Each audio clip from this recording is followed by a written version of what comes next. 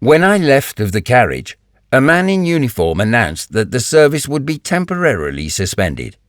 It was too unpleasant to venture out onto the seafront, and so I stood waiting with others in the lower ticket office, hoping the storm would soon abate. It was as I was leaning against the turnstile, looking out, that I noticed an elderly couple still on the pier, standing by the railings, their coats flapping about them.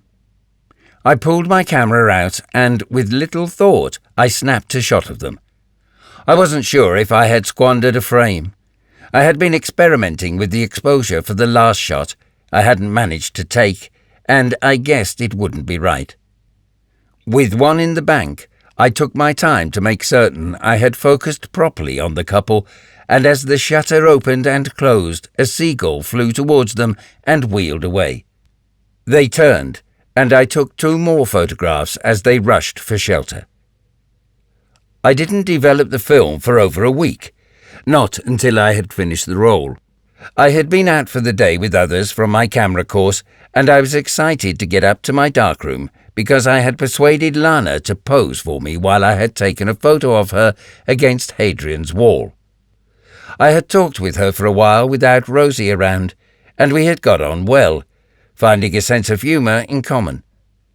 When I came to develop the photo, though, I was annoyed with myself that she was not quite in focus. I hadn't been able to tell by looking at the negative, and I wasted a few more sheets of photographic paper hoping I could make something of it.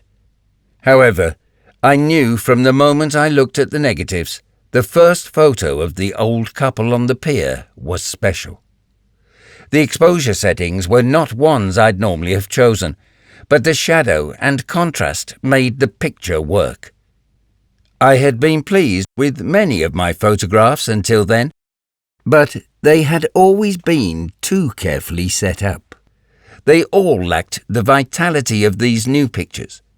It required effort, though, to get the photograph perfect, cropping it to the left and at the bottom, and contriving to give the woman's white mackintosh rather less exposure time to bring out the detail, while increasing that of the clouds so they didn't overwhelm the composition. When I took the finished photo into college, it was our tutor who offered, through a friend, to try to sell it to the local newspaper. He did so for £50, and it appeared on the front page of the Gazette the following week. But the one person I hoped this might impress, Lana, had stopped attending the course. Chapter 13. October 2006. Lana and I survived the afternoon by trying to be busy, but neither of us accomplish anything. We watch a film that evening, but I don't think she takes it in any more than I do. She opens another bottle of wine, and I try to drink a beer, but cannot finish it before we go to bed early. I hear 11 sound from the clock downstairs, then midnight, 1, 2, and finally I sleep. I dream with a vengeance. Lana, Vince, Margaret, McCann, even the moon-faced woman from my earlier dreams, all come trooping in, accusing me of crimes I deny, but know, in my heart, I have committed. And I am lying to them, running away, hiding, and being discovered. The venue shifts from Thirsk Airfield to the Persimmon press offices, from our kitchen on Sapphire Street to Vince's teenage bedroom. In the dream before I wake up, Lana and I have an almighty row in which she accuses me of murder and of never having loved her. The accusations are painful, and I wake up angry to see her there in the half-light turned toward me on the pillow next to mine. For several moments I consider how to exact my revenge by saying something hurtful. Then she senses I am awake, and she opens her eyes and smiles sleepily. I tell myself that Lana is with me, and it was only a nightmare.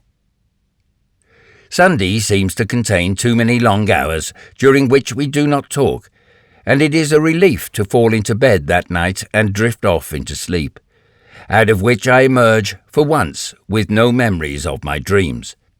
I walk into the Persimmon office on Monday morning feeling depressed, hoping for a confrontation with Margaret that would, perhaps, take my thoughts from other preoccupations. My boss has not arrived, though, and my sacking is the subject of conversation between me, Janet, and Amanda for 20 minutes. Eventually we start work, or at least I do. Janet appears to be sorting out a private commission at her desk, while Amanda texts friends. Updating the press website can't keep me from thinking of Vince reporting the shooting, but I do achieve a great deal. However, at the back of my mind, any concerns regarding Vince are driven away by worries about Lana. Her reaction to my story had been shock, which was entirely reasonable. I still find it shocking I killed a man. We had both grasped at the idea of Vince taking the blame before realizing that any investigation might not conclude that he was the culprit. But after he had left, Lana hadn't wanted to discuss any of this.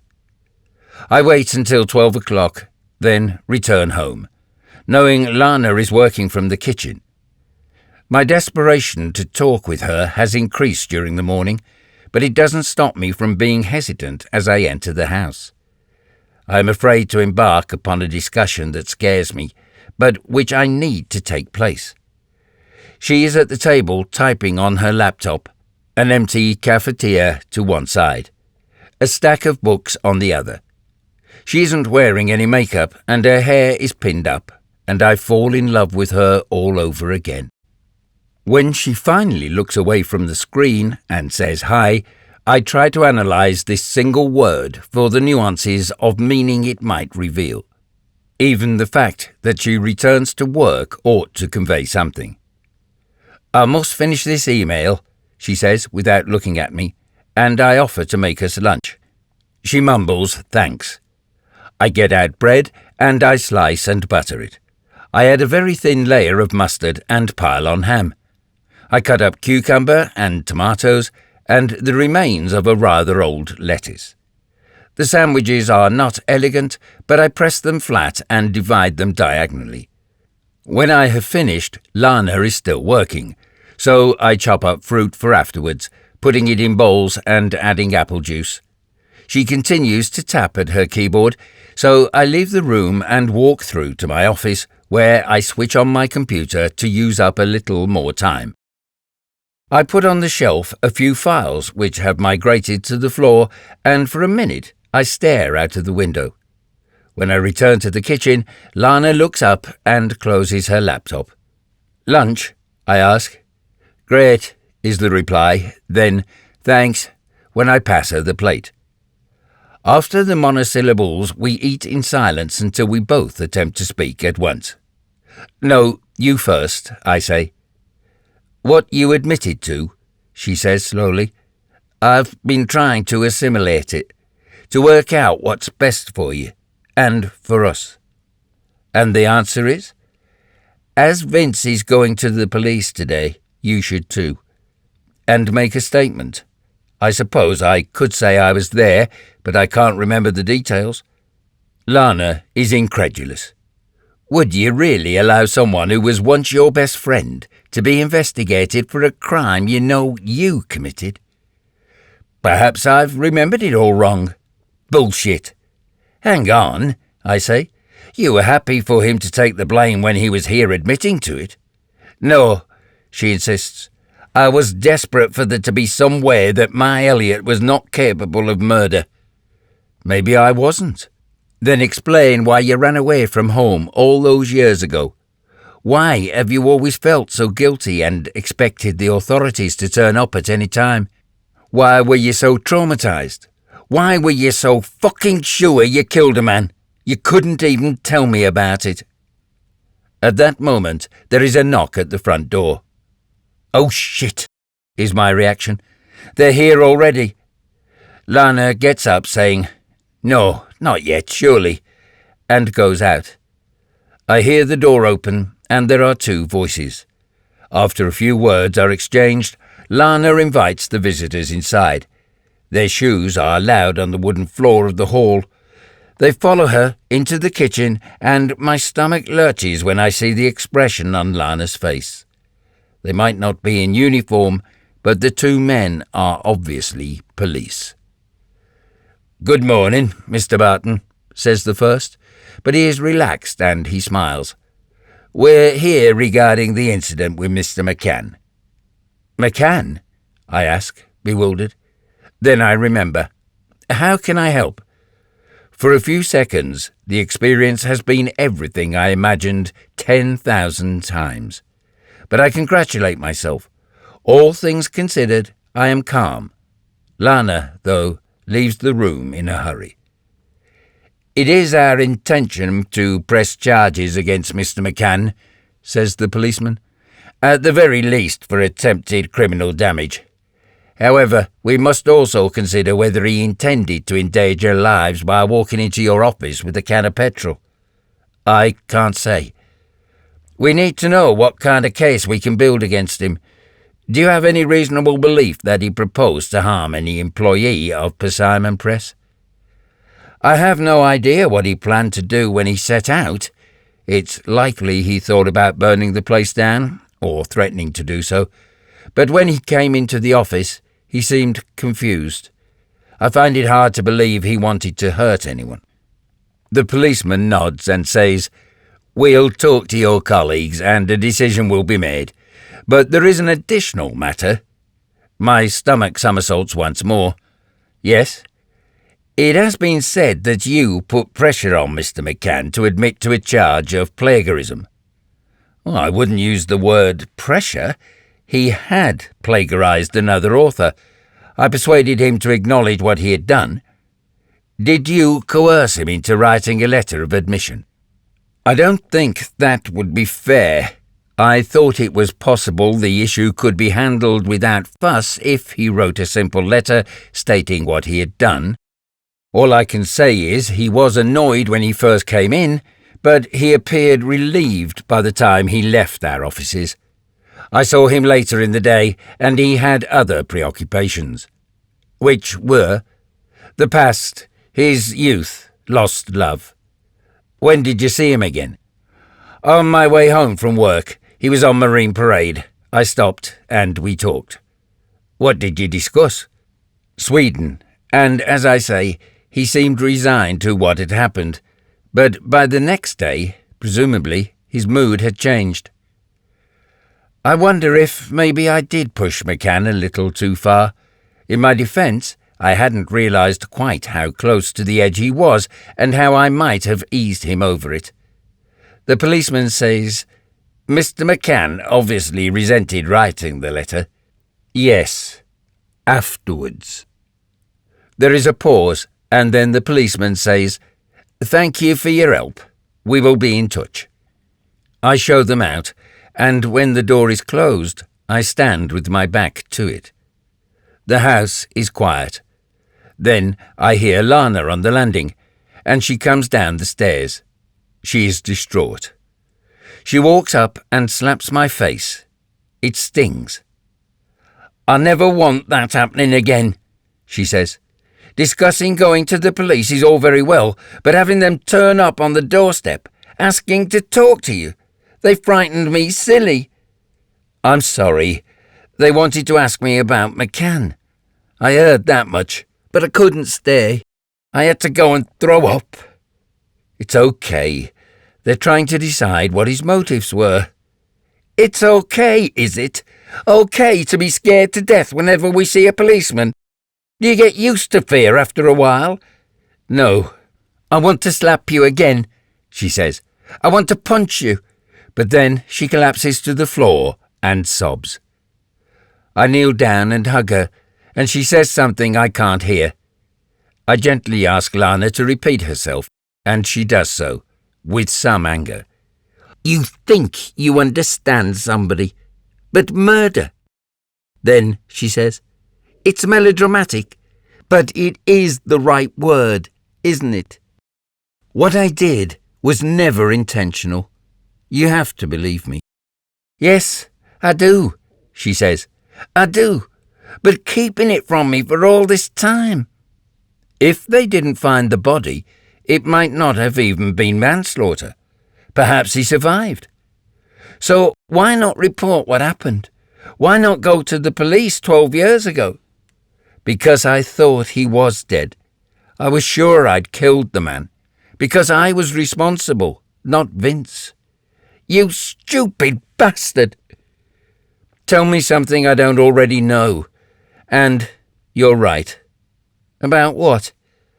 I can't let Vince take the blame for a crime he didn't commit. That would be unforgivable, she agrees. Okay, I'll turn myself in. It's a bad time, she says, holding me tight. But first, I need to be sure you really love me. Afterwards, Lana lies beside me, looking up at the ceiling. You do realise what we've just done, don't you? I'm not convinced this was the best moment to stop using protection. I still think you should go to the police. It will look better if you tell them your side of the story without waiting for them to come asking. They'd never charge you with murder, surely. You were young and it was a horrible accident. And anyway, the only other witness reckons you didn't do it. If I tell the police, would you stand by me, no matter what? Yes. If I end up in prison, even if I only spend a few months in custody, we'll lose the house. Yes, I understand that. What happens if I don't talk to the police, or if I say I don't remember what happened? It might do more damage to us.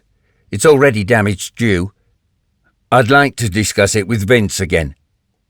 Do you think you can talk him out of it? I don't know. It may be too late to try. What else can we do? I don't know. Perhaps we should fly to Barcelona and see what happens when we return. I'm not going anywhere until this is sorted out. See Vince if you must, but you ought to make the decision rather than let him, or me, or fate decide. I dress and go downstairs, where I find Vince's card. It is smartly printed, although the second and third lines and the telephone numbers are crossed out. Vincent Reynolds, Representative, United Utilities, Northwest. On the back is a new number written in ink. When I call, a quiet voice answers, almost immediately, saying, St. Michael's, this is Philip speaking. How may I help? Is Vince there? He's just leaving. I will see if I can get him for you. Slow footsteps echo in a large empty room, and I want to tell him to hurry. A door creaks open or closed, I can't tell which, and a minute later the door creaks again and footsteps become louder. Hello, says Vince. It's Elliot. It's good to hear from you, but I must tell you I've made up my mind. Not without much thought and prayer. I'm on my way now. I take a breath and admit there is something else we need to discuss. My memory of events is different from yours. In what way? For years I've been certain I was the one who pulled the trigger. Vince does not reply for 10 seconds. Then he says, You didn't shoot him, Elliot. I did. That's not how I remember it. He pauses again, then asks, Are you trying to take the blame to help me? No. If we both report that we shot the same man, it will make the job of the police more difficult. That's not my motive. There is such a thing as joint enterprise, you know. It's where they might not know exactly who committed a crime, but both suspects are equally culpable. They can still convict. And that's what you want, a conviction. No, I want the truth to be revealed. But what is the truth? Look, I'd like to come and see you this time. When? He asks unwillingly. Tonight. You'll get here late, but we can talk properly tomorrow. Where are you?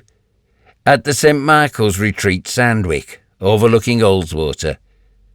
It's a religious institution. Yes, And you're welcome to stay. People do. There are others you might like to talk to. I'd rather it was just you and me. I go back up to Lana and tell her of my plan, but she burrows under the duvet, saying nothing.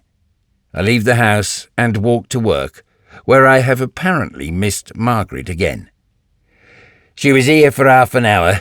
She signed some letters and then she pissed off, Amanda tells me. To locate my boss, I head down to the Victoria Arms, where I find her sitting at the bar. Elliot, not in the office? No. You? Late lunch. What's your excuse? I thought I'd been fired. Yes, but you're not going anywhere until you've finished the guide you've started, and any others I tell you to do, and we require new pages on the internet. The website is up to date, but I need 2 days off. Not with all this fuss over McCann. There's important personal stuff I have to deal with, but you can reach me on my mobile. As long nothing for the press falls behind schedule, and I can call you at any time. That sounds as if I've still got my job. I'm not sure what choice I have. I come close to suggesting that somebody has to do some work at Persimmon Press, but now is not the moment for a fight. Not even one I would win. But I ask, did you tell the police I provoked McCann, pushed him too far? No. Why? I don't believe her. Margaret would not necessarily realise how her explanation of events might have sounded. We rarely credit Margaret with much intelligence, although she surprises us sometimes. Is that what they're saying? She asks. That it's your fault?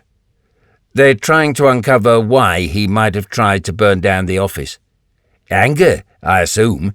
We're lucky he didn't. Mind you, the insurance money would have come in handy. Would you like a drink while you're here? No, thank you. I've got a long journey ahead of me. You did push him, though, she says, and orders a fresh gin and tonic.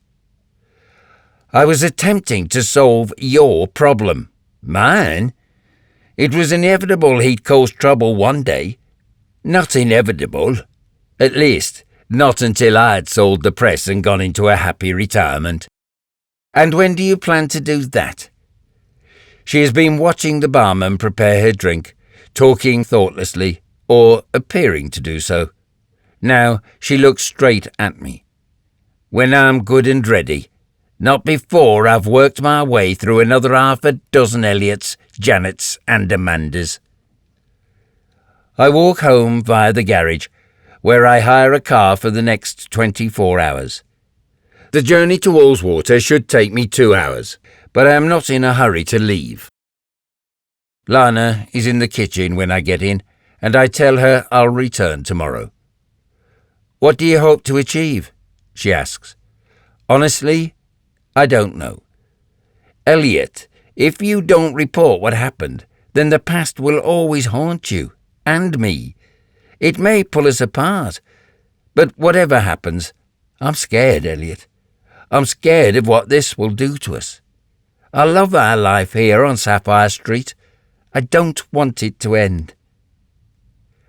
I drive out of Saltburn in the hired Nissan Micra, following the signs to Middlesbrough, feeling happier than since Vince first called. It helps that Lana and I have made love, although I'm ignoring the fact I didn't use a condom. Lana's support means everything to me, and I can still taste her lip balm from when we kissed before I left. If I am to be honest, one reason for telling Vince my version of events is to cause him to reconsider what he plans to do. No, not reconsider. I want him to change his mind and disappear from my life once again. For 12 years I have lived in fear of what I did, and that fear was not justified, at least at the beginning. But thinking it through with the perspective of over a decade, it is finally clear to me that Vince and I simply stumbled into something that we were not mature enough to handle. It seems sensible to leave it be, but Vince doesn't want to do that. The traffic is light, and with the sun now shining, I don't even get the usual sensation of despair when the road rises and passes through central Middlesbrough, the carriageway at the height of the first stories of the buildings. The A1 is busier, but it is a short part of the journey before I take the A66 to Penrith. Up on the moors, the views are astounding. The sky vast with its great sculptured clouds. And then there is the wonderful view that opens up towards the Lake District. Chapter 14. Spring 1995. I continued to visit the Victoria, and I often saw an older woman sitting at the bar, talking to the landlord or the other customers. I knew her name was Margaret, and that she bet on the horses and drank steadily, but that was about all. She tended to leave not long after I arrived in the later afternoon or early evening. She was invariably well-groomed, and I had talked to her a few times, although I couldn't remember what we had discussed. "Is it your photo?" she asked me when the barman congratulated me on making the front page of the Gazette. "It's excellent," she said. "Are you a professional?" "No, a gifted amateur," I boasted. "Would you like to do a job for me?" she asked, cash in hand, and for some reason I thought that maybe she wanted me to follow her husband and take incriminating photographs. I had stopped reading books, but several years of being devoted to detective and spy fiction still had an effect. It was the odd way she asked. Something about Margaret always seemed a little shady. The request felt no more legitimate when she said she was a publisher in need of a dozen images of lesser-known London landmarks for a guidebook. "If not, we'll reprint the illustrations from the previous edition," she explained, "even though they're the same as the ones before that. Unfortunately, our usual photographer fell out with my production staff." I agreed to her offer of £20 per published photograph. Being given a list of addresses in London and being told only that I had to make the images dynamic was too good to pass up. "I must have them by the end of next week," she said, and I took the train down from Newcastle at an absurdly early hour on Monday morning. I planned my itinerary carefully in advance, and I had taken all the photos required before the day was over. I was home in Saltburn by midnight, and by Tuesday afternoon I had a full set of developed prints. The Persimmon Press were on Dundas Street, and I rushed down there, not knowing when they closed. "She hasn't been in all day," I was informed by the receptionist when I entered their office. "We might see her tomorrow." She called to another woman. "Janet, your photos are here." "At last," Janet said, and strode over, offering a friendly "Hi," as she accepted the envelope and slid out the prints. "Oh, these are better," she told me. "We've been fighting for decent illustrations for the London Guide for years. It's our bestseller, but the boss is a penny pincher. You are getting paid properly for these." I said I was, and that I'd drop in an invoice. "Itemise all your expenses." Janet was firm. "Otherwise, Margaret will shortchange her, and insist that payment is due on delivery, or she try to pay on publication." I walked to Sapphire Street with a glow of satisfaction, making me impervious to the biting, sleet-like rain blowing in horizontally off the North Sea. London was the first of many assignments for Persimmon Press. I had never considered that at some point Uncle Kenneth might believe the renovations at the house on Sapphire Street were complete. He often joked it was as bad as the Forth Railway Bridge, and indeed, in the autumn of 1994, he had set about repainting the hall I had decorated just 4 years previously. He also renewed the relatively new front door after a split appeared down the middle in the summer. The plumbing and electrics were all recent. The walls and ceilings had been replastered. We had an up-to-date bathroom, and the floorboards had been replaced where necessary, along with all the windows. Over Christmas, we had put in a kitchen, and the final work was concluded in the spring.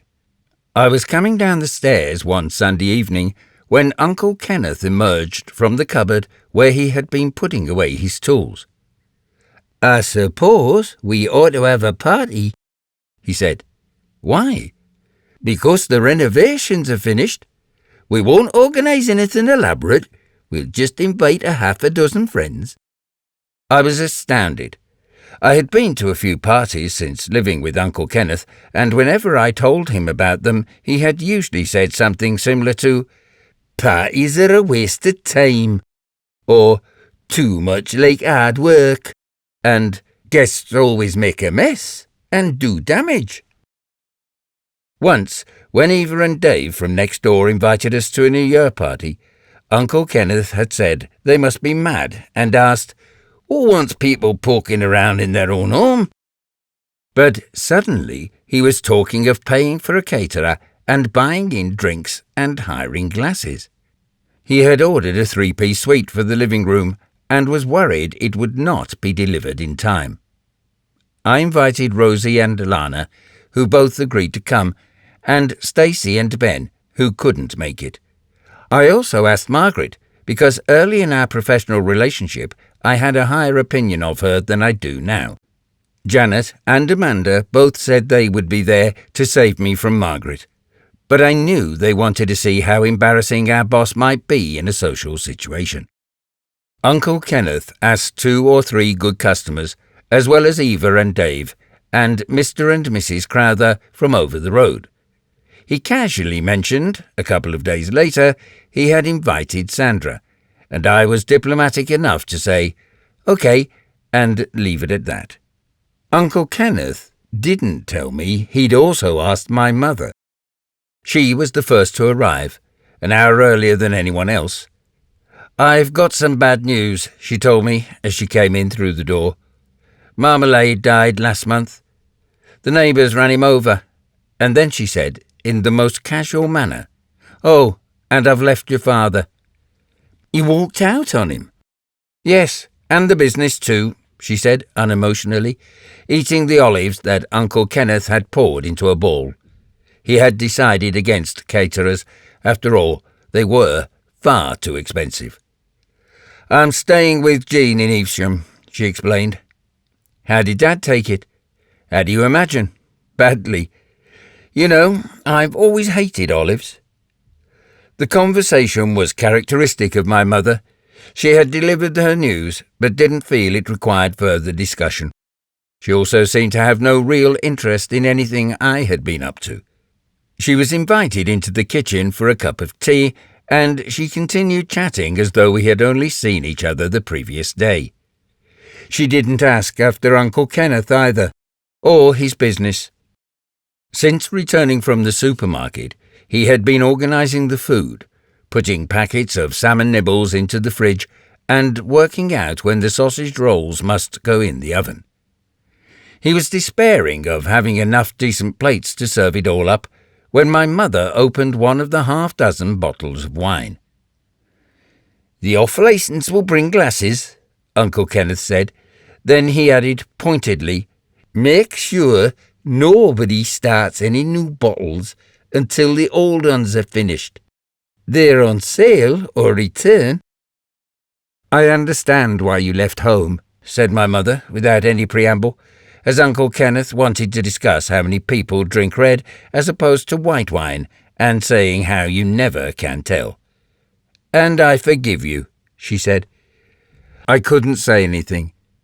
I told her that my photograph had been published on the front cover of the Gazette, and she duly admired a print when I brought one down. She was rather more impressed when Uncle Kenneth showed her the newspaper, which I was pleased to see he had kept. "Elliot's invited a few friends from his photography course," Uncle Kenneth told my mother, "and colleagues from the company where he freelances." "That's nice," she said, and launched into an explanation of her plans for a new life in Evesham. With the money she expected to get from my father, she hoped to go into business with Auntie Jean, who did mobile hairdressing. They had ambitions to offer additional services that meant nothing to me, such as nail extensions. Completely out of character, Margaret arrived 15 minutes early, and I introduced the two women, escaping from my mother, who was trying to tell me about Auntie Jean's head and foot massages. Margaret was happy to listen to all of this, as long as she could stand by the drinks table and continue to top up her wine. The Crowthers turned up on time, and then Eva and Dave appeared from next door. Our neighbours were decent enough people, but Eva had discovered in their attic a novelty bullfighting poster with Dave's name printed on it, made up for him as a souvenir of their holiday in Playa Blanca in 1979. They wanted to reminisce, and for somebody to be their audience. I did so until Bill Burrows, a local handyman and a good customer of the shop, came in. And it was as though he had been on the same holiday as our neighbours. He, too, once had a similar bullfighting poster, and was resolved to look for it as soon as he returned home. Uncle Kenneth and I shared the duties of host until Sandra arrived, and although they exactly didn't turn their backs on the rest of the guests, their body language did not invite anyone to join them. It also became obvious that they were closer than I had realised. Sandra was tall, with long blonde hair, and spoke in a stage whisper. I was certain she naturally had a shrill voice and was attempting to hide it. She wasn't properly introduced to any of us, and I couldn't think where they had met or how they knew each other. I saw Sandra keep touching Uncle Kenneth's hand nervously, and I was reminded of me and Sarah as teenagers. Amanda and Janet came in together, and both laughed at me when they worked out all of my guests were female. "You're hoping to pull," said Janet, "but half of the women are either spoken for or old enough to be your mother." "One of them is my mother," I pointed out. This gave Amanda a fit of the giggles, and the jokes continued at my expense, until Rosie arrived on her own, and Janet and Amanda made a great show of giving the two of us space. Rosie was in a bubbly mood and picked up on the joke about my guests, playing along with it. We always got on well, but it was a while before I could bring up the question of Lana coming to the party. Rosie explained that relations between Lana and her partner, Harrison, were strained, but she wouldn't say any more. We discussed photography until an hour late, Lana and Harrison arrived together. "I've never been to Saltburn," said Harrison, as I let them in through the front door. "It's bloody cold." He was a stocky, good-looking man with vigorous hair and large, deftly sculpted sideburns. "I was born here," Lana said, as I took their coats. Lana was a little younger than me, perhaps 21, but I guessed Harrison was in his later 30s, maybe even 40. He was smartly dressed and, although I didn't normally notice such things, he wore an ostentatious Rolex watch. What intimidated most was how well manicured he was. I showed them into the living room where Uncle Kenneth was playing Judy Zook on his stereo, and a half a dozen people were standing around talking. The party had livened up as the bottles were opened, and I saw Margaret was continuing to talk with my mother. My new boss was soaking up the drink with no obvious effect, which quite impressed me. "Housewarming?" asked Harrison. "Sort of. I've been living here for the last 7 years. We've been renovating the whole place, and it's finally finished." "I used to live on Opal Street," Lana said. "I was brought up in Stockton," said Harrison, "but I moved to Thornaby, then on to Eaglescliff, and now Yarm. Do you know it? Lovely village. We're getting further and further west, out into the countryside, higher up the property ladder." "What do you do?" I asked him.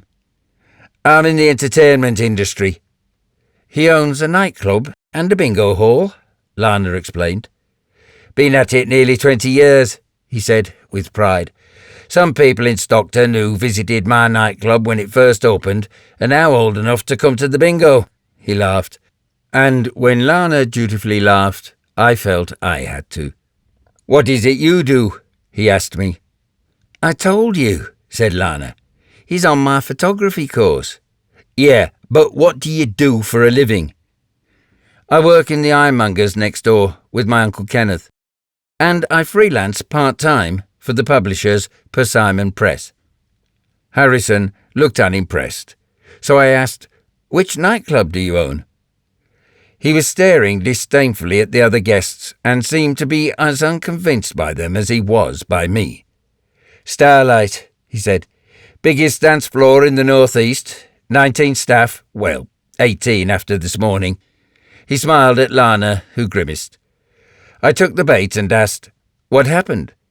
"Well," he said, conspiratorially, turning away from Lana, implying that what he was about to say was man to man. "What would you do if someone was taking liberties, stealing from you?" "I suppose I'd have to deal with it," I said, assuming he was not the kind of man who would call the police. "Exactly," he agreed, and turned to Lana. "Your friend understands." He explained. "There's this low-life arsehole who works for me. Twig is his stupid name. He washes glasses, mops the floor, moron work.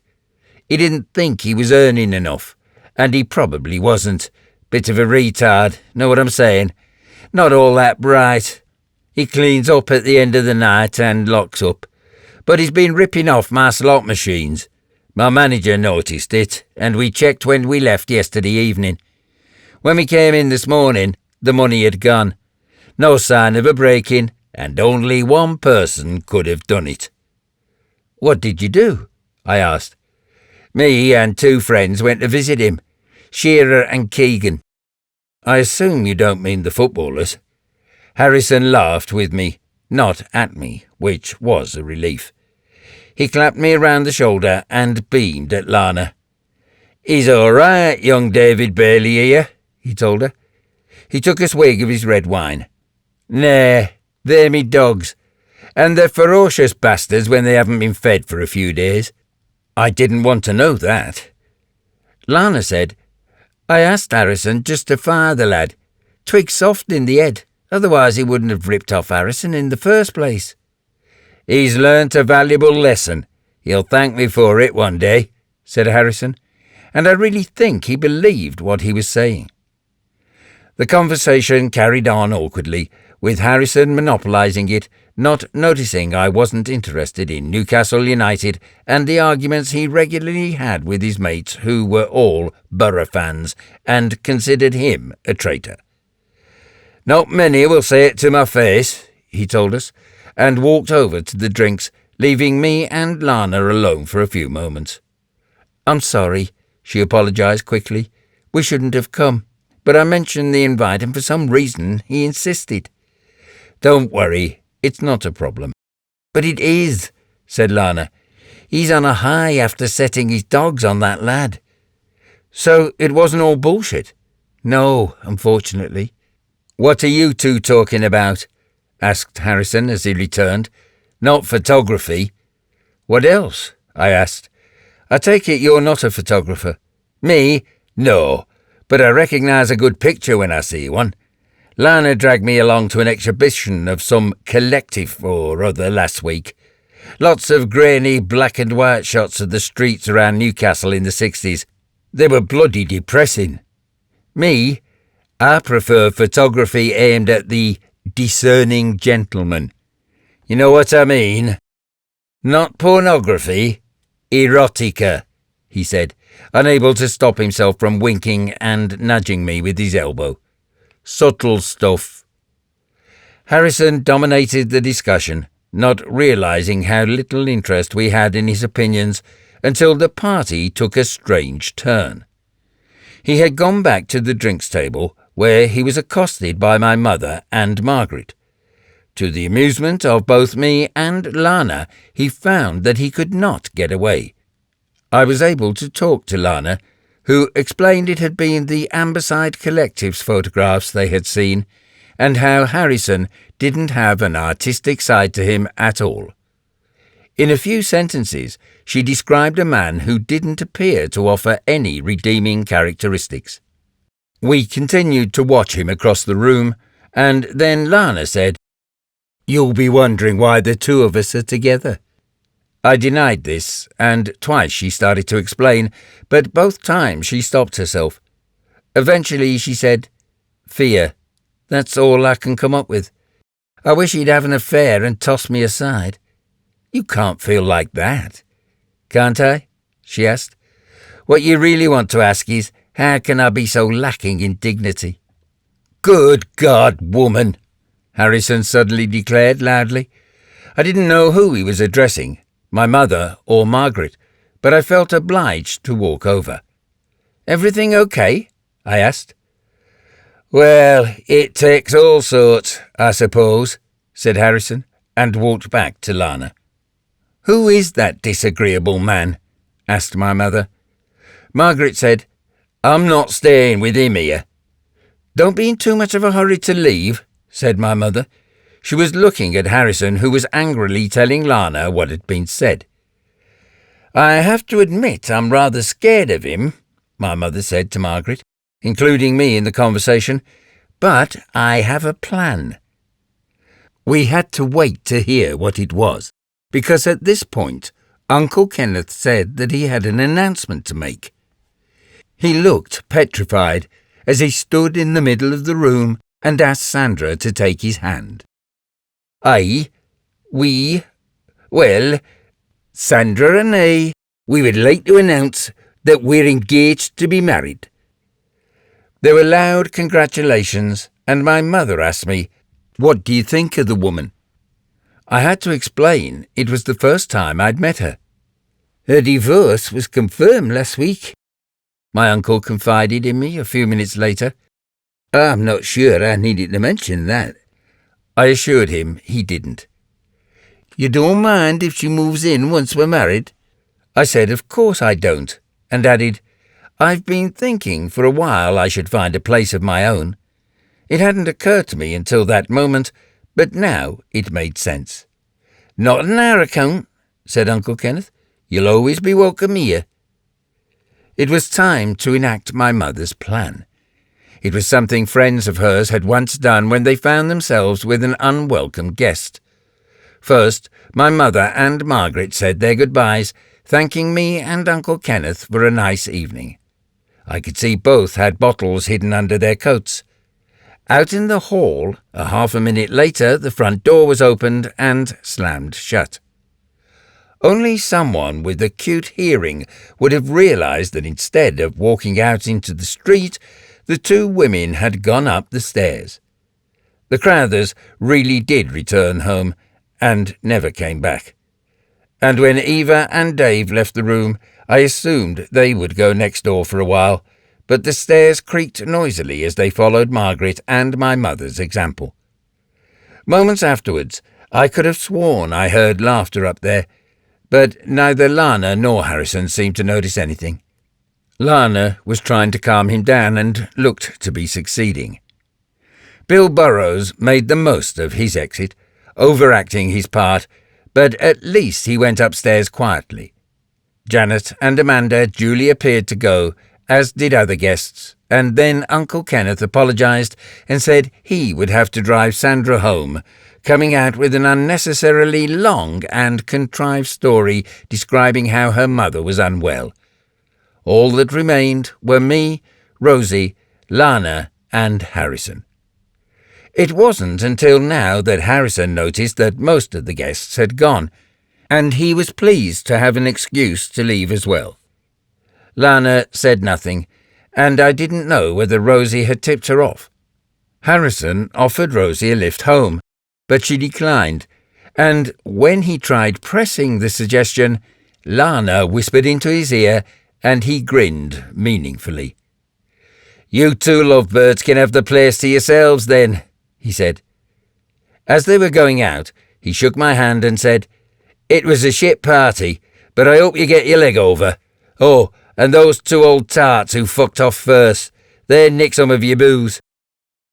There was giggling from above, And I was furious when I shut the front door and from upstairs came loud cheering.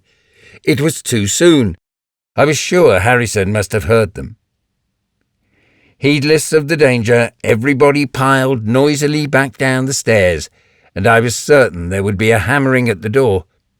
Rosie shared my fears, but a minute later a car roared away, and we assumed it was them.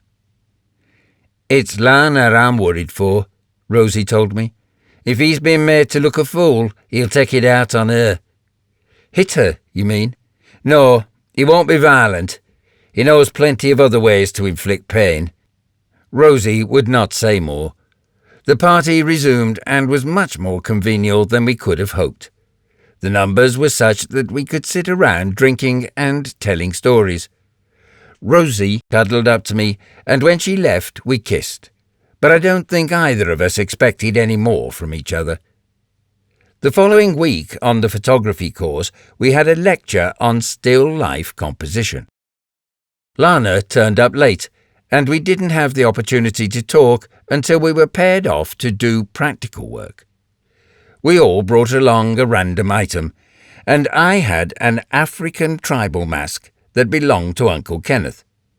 Lana had a Moorcroft vase, and the tutor took great delight in assigning partners so the pairs of objects were difficult to photograph together. The first thing Lana did was thank me for the invitation to the party. She said she had seen Rosie, who told her about the charade of everybody pretending to leave. "I was too stupid to notice," she said, "and Harrison was too interested in the thought of you and Rosie as a couple." "It wasn't anything against you," I explained. "No, I didn't take it personally. I understand. Harrison only agreed to go to your party because he's jealous of me having friends. He wanted to make sure I didn't talk to any other men." "I'm sorry." "Don't be. It's my mess, and I'll have to find the courage to sort it out." I invited Rosie to Uncle Kenneth and Sandra's wedding that summer. It was in Gisborough, Sandra's hometown, and it was a jolly affair. My mother came, but my father didn't, although he received an invitation. I was Kenneth's best man, and I nervously delivered a speech in which I likened a long-lasting relationship to the maintenance of an old house. Not that I knew anything of relationships, but I had learned a great deal about DIY, and the jokes seemed to go down well. There are photos of the day with me holding Rosie's hand, but we were just friends. I don't look at the photos because they bring back painful memories. Kenneth and Sandra left for their honeymoon in the south of France that night, and I never saw them again. I wasn't concerned when they didn't return on the day I expected, a week later. The next morning I was surprised they were still not at home and had not contacted me. But I opened the shop and served customers until the phone rang. It was the British consulate in France, who asked for me by name, saying that in Uncle Kenneth's passport I was noted as his next of kin. They announced that 2 days earlier he had been in an accident. A coach had ploughed into their hire car, and Uncle Kenneth was pronounced dead at the scene. Sandra was seriously ill in hospital, and I afterwards heard she died from her injuries. The news hit me badly. I hadn't realized how much I'd come to appreciate my uncle. Love him, I suppose. I had once found him awkward and sarcastic, but he had simply been self-contained and guarded with people. It would have been about when he met Sandra that he lightened up. It was so unfair. His death kicked the legs out from under me, and what made it worse was that a week before they were married, Uncle Kenneth had written a will leaving his house, business, and all of his money to Sandra. It was his right to do so, but when she died a few days after him, everything was inherited by Sandra's sister. I was suddenly jobless and homeless, but at the reading of Uncle Kenneth's will, the solicitor pointed out a clause stating I should be allowed to continue living at Sapphire Street rent-free for as long as I wanted to. It wasn't properly phrased legally, though, and Sandra's sister contested it. I was urged by Margaret to fight this, taking on the services of Persimmon's solicitor, Mr. Brightman, and somehow I won. I had to pay high legal fees, but it meant that as long as I stayed in the house, I was secure there. If I moved away, I would lose it. Psychologically, I was in an odd place after Uncle Kenneth's death. I was living alone and only had part-time, freelance work with Persimmon Press. Sandra's sister sold the ironmongers, and it was taken over by the firm of solicitors who had represented her in the legal battle with me. I had little money. Over the intervening 7 years, I had worked my way through all the banknotes from Thirsk Airfield. But I had security. Margaret was giving me occasional employment and offered me more if I would like it.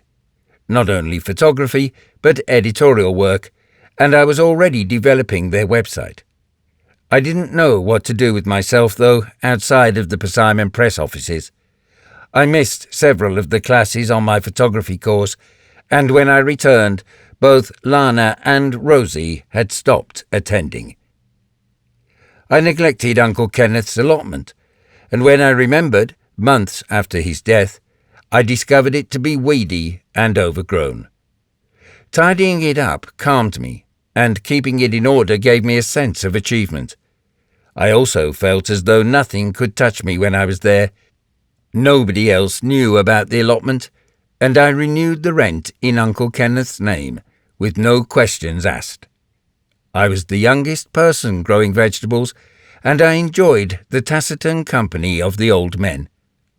The seasons continued to turn, and even if my potatoes were not impressive, I had the best rhubarb in Saltburn.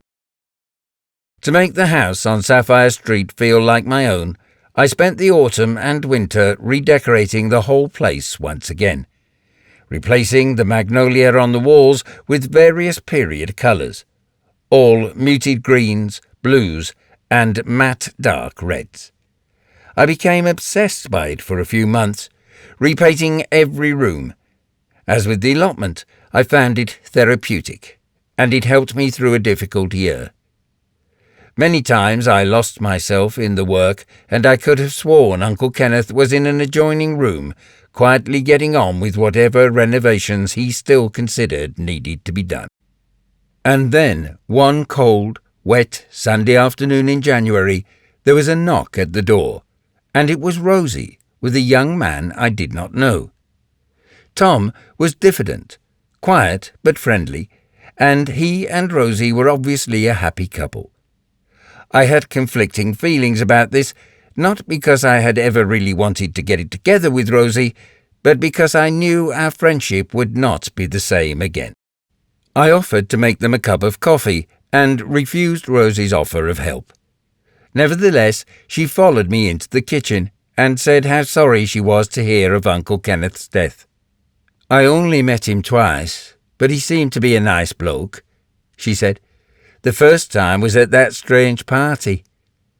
I felt bad for Lana. I had not said her name out loud for some months. "We all behaved awfully," I said, making her and Harrison believe everyone had gone home. I was spooning coffee into the cafetiere when Rosie said, "I think you ought to go and see Lana." I spilled half of the grounds and had to wipe them up. "What about Harrison?" I said, as nonchalantly as I could. "I can't give you any details, but he's no longer on the scene." Chapter 15. October 2006. I arrive at Sandwich in the late afternoon, and I'm feeling nervous. The last part of my journey is down a single-track road with the sun in my eyes, but at the end I pass through a gate with a sign stating, "St. Michael's Retreat, Children of the Cross. Visitors by appointment, please," and make my way up a winding drive bordered by trees. I know from the map I am only a few hundred yards from Ullswater, but I cannot see any water. When the sprawling but beautiful arts and crafts house appears, I am not certain that even the upstairs rooms will have views out over the lake. The building has been placed in a natural hollow between rocky, gorse-covered hills, and the extensive lawns are an affront to the wild landscape around them. There are large flower beds, thick with well-tended rose bushes, and I am not sure whether to be impressed or annoyed by the assurance of the place. On the whole, I am impressed. I park the car with a dozen others, and when I get out, Vince is already walking over from the open front door. He waves and continues towards me as I take my overnight bag from the boot. "Nice location you have here," I say. "It is. I'd love to claim it's my own, but the retreat belongs to the Children of the Cross. You said you'd found God, but I don't think I believed you.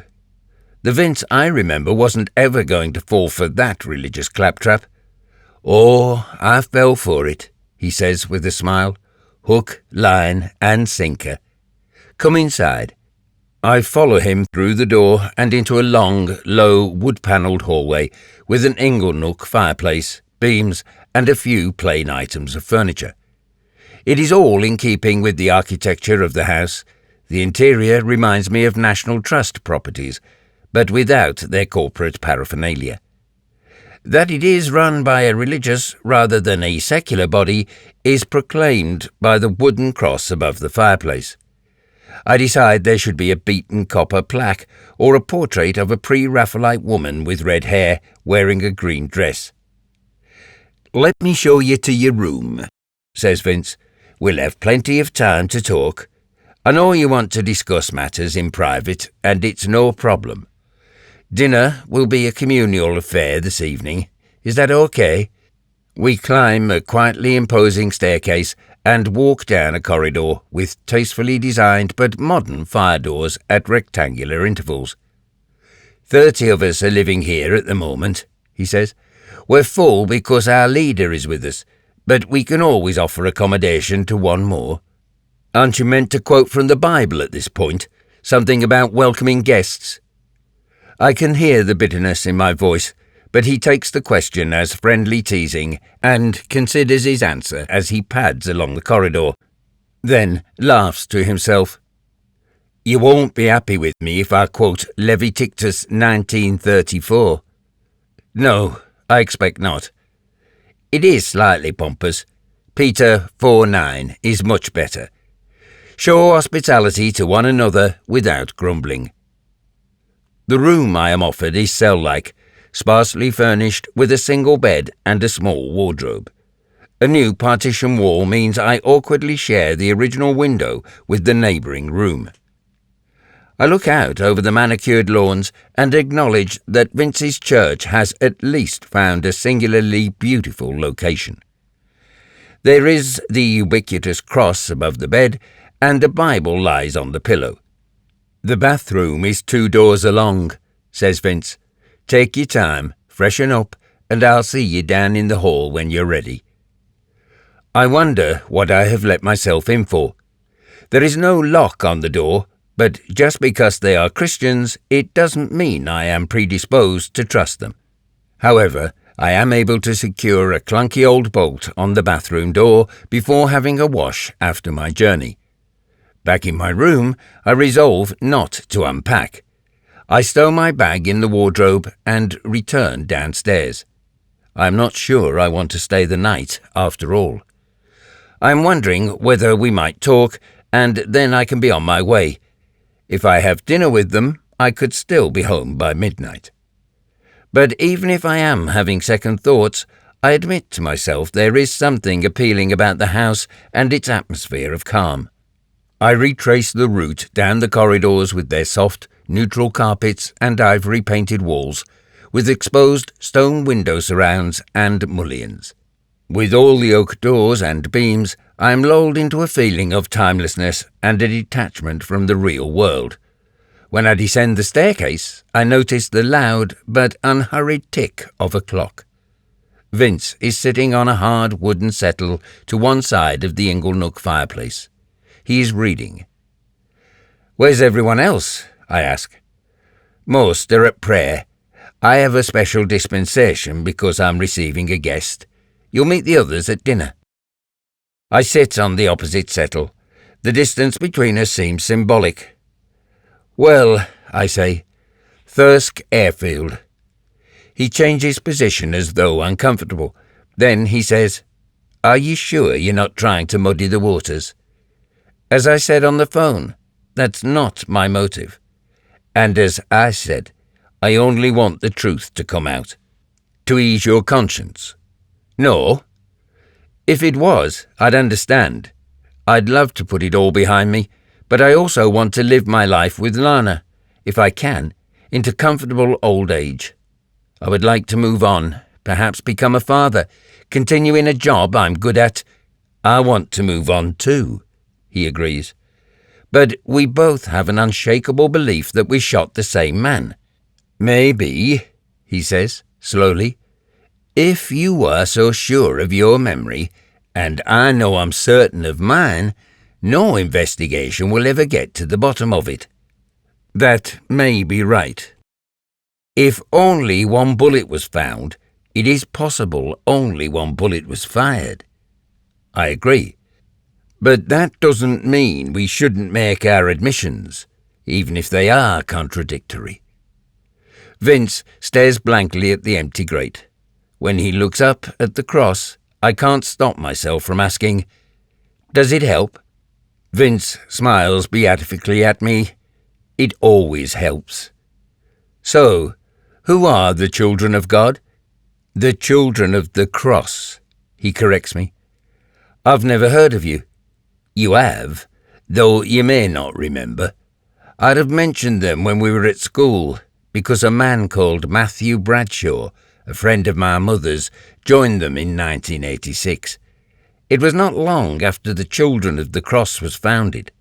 I always liked Matthew, and I thought him a hippie, even though he was a Unitarian. At the time, I wasn't convinced by what he told me, but perhaps the moment wasn't right for me to hear the call. I can't recall you talking about him.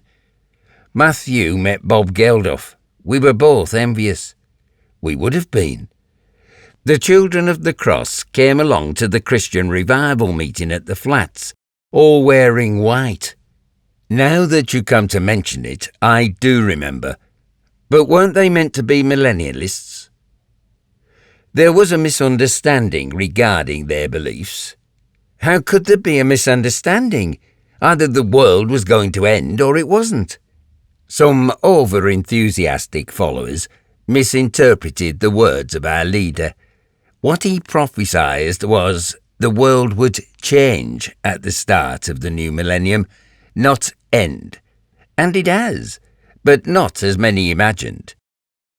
Change is quite a climb down from end. A massive, fundamental and seismic shift has occurred that affects every single person on this planet. Only most of us haven't noticed. Vince smiles. Still the same old Elliot, but a very different Vince. Yes. So what's this seismic change nobody else has detected? Christ has returned to shepherd his flock. You believe he is here on earth now? Yes, and he's in this building. I don't know what to say. I'm tempted to repeat the joke I share with Lana. Houston, I understand it's hard to take in, says Vince, and we are here on other business, aren't we? Yes, but I'd like to get this straight in my mind. You remember we always used to be interested in millennialist religions. Unlike other faiths or beliefs, we were assured there was a simple test whether they were right or wrong. But the Children of the Cross failed the test. Not failed, no. Back in Thirsk, you'd have said they failed. There wouldn't be any of this misunderstanding nonsense. You would have condemned them as charlatans or mad. I am a different Vince, but not a gullible one, surely, and yet you joined them. If only there was a test for religion, for faith, It would make everything easier. Amen, brother. And to give Vince his due, he does smile at my poor joke. But I suspect it is contrived, that he is humouring the unbeliever. I hope I've always had an open mind, he says. I've been searching for an answer. I didn't think any religion could supply me with it, so I looked at the alternatives. I didn't find it there either. I've been on a quest. And I'm still on it. You, though, seem to have attained your goal, your holy grail. But isn't that the idea? The quest is pointless unless there is the chance of attainment. I think we are very different people. His tone is even, apparently non-judgmental. When we were at school, we called ourselves agnostics. I continue to do so. But are you truly an agnostic? Have you ever been? I don't know if I was.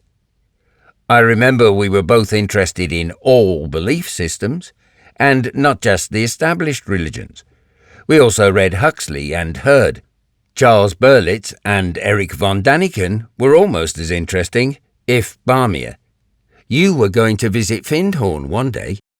We could never have come to any conclusions apart from the fact that people are bloody credulous. An agnostic, he said, is someone who believes God is unknowable, right? Yes. An agnostic accepts there is a divinity but doesn't believe it is possible for us to understand or appreciate him. No, an agnostic doesn't discount the possibility of a divinity. It's simply that if there is one, it will be unknowable. To be certain there isn't a God is as dogmatic as the claim there is, and equally unprovable. I think there's more to the world around us, the material world, than we will ever comprehend. It's just that I've never discovered what it is. I was the same as you, he says. So what changed? I attained my goal, as you say, my holy grail. I found Christ and accepted him, and now share a house with him. Yes. Would you care to be introduced? It can easily be arranged. I shake my head. It concerns me that you claim to be on a quest too, he says. No doubt you've learnt a great deal along the way, but now the realization and the accomplishment is in sight, you're determined not to accept it. No, because I can't believe what you have here is the answer. I feel I'd be investigating another path, one that again will be a dead end. So you've judged us already and come to your conclusion. No, but based on experience, the odds are against me accepting your arguments. The children of the cross were made to look like idiots when the world failed to end, and they are continuing to be taken in. Are you sure your quest isn't a romantic dream? Perhaps for you, the journey is an end in itself. Perhaps you don't want to find... Stop. We're making too much of this. I'm no longer on a quest. I hope I still have an open mind, but I stopped being curious about metaphysical stuff that day we killed a man at Thirsk Airfield. That stops the spiritual conversation dead. Now I need time to think, says Vince. To pray. I don't know why I'm taunting him. Yes, he says. Please, make yourself at home. Look around the house. Stroll in the gardens until dinner.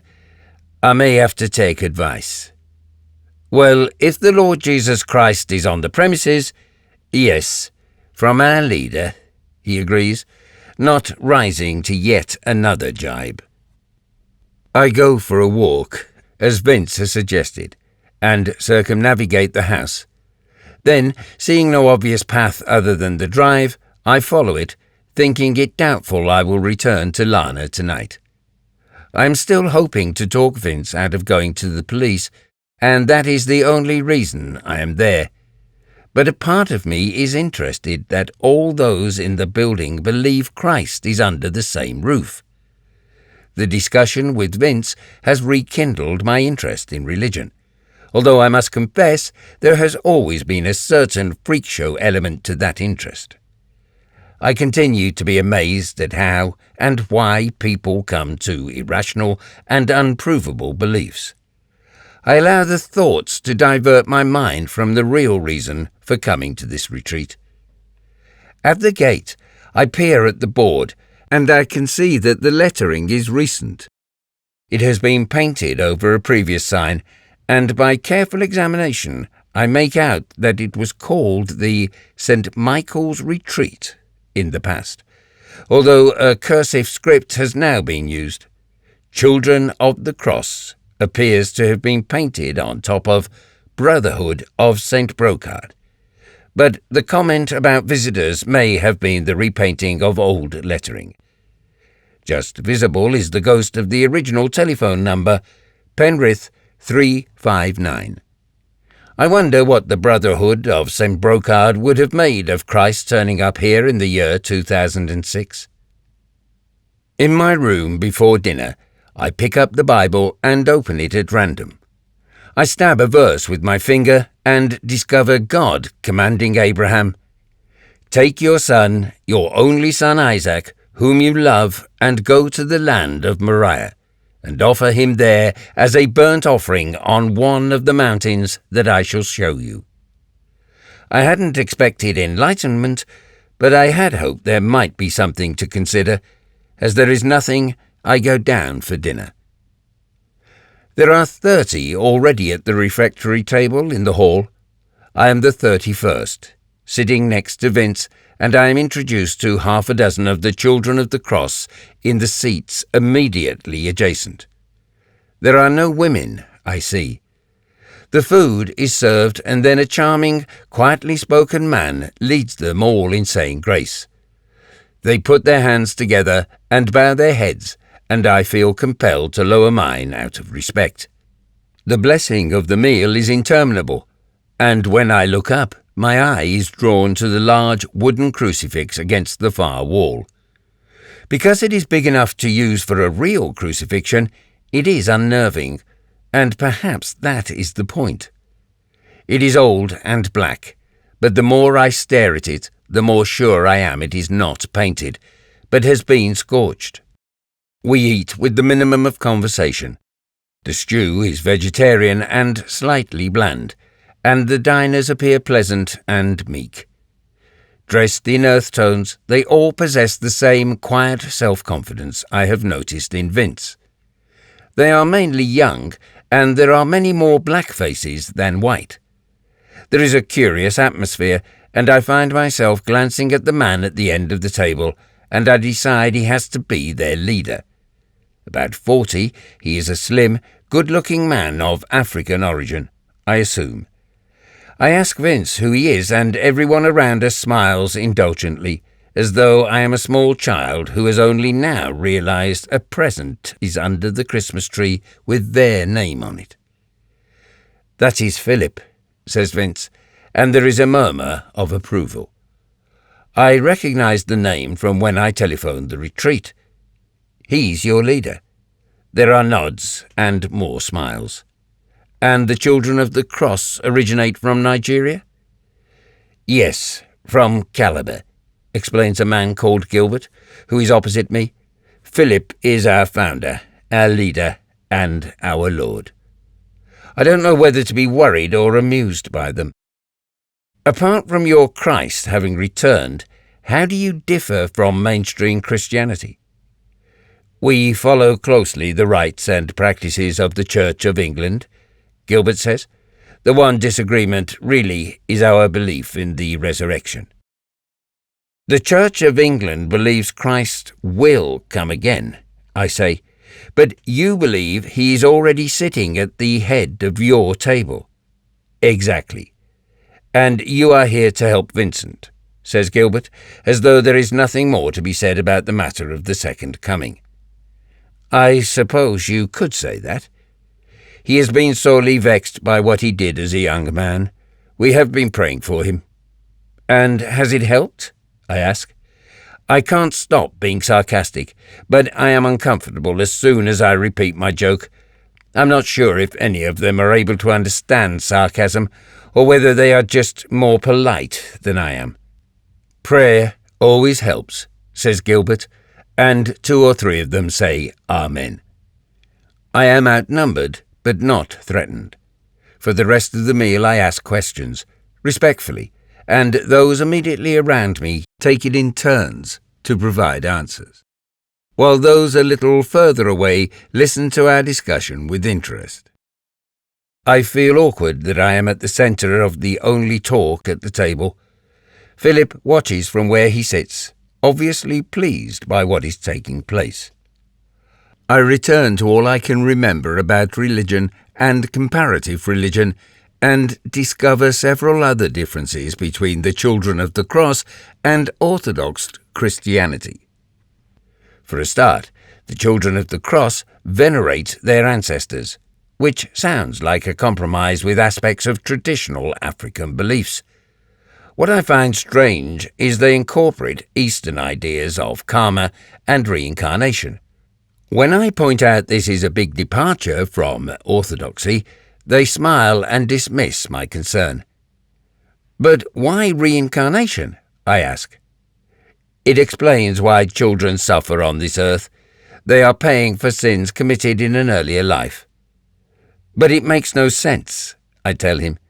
Justice means facing up to wrongdoing, feeling remorse, and deciding to sin no more.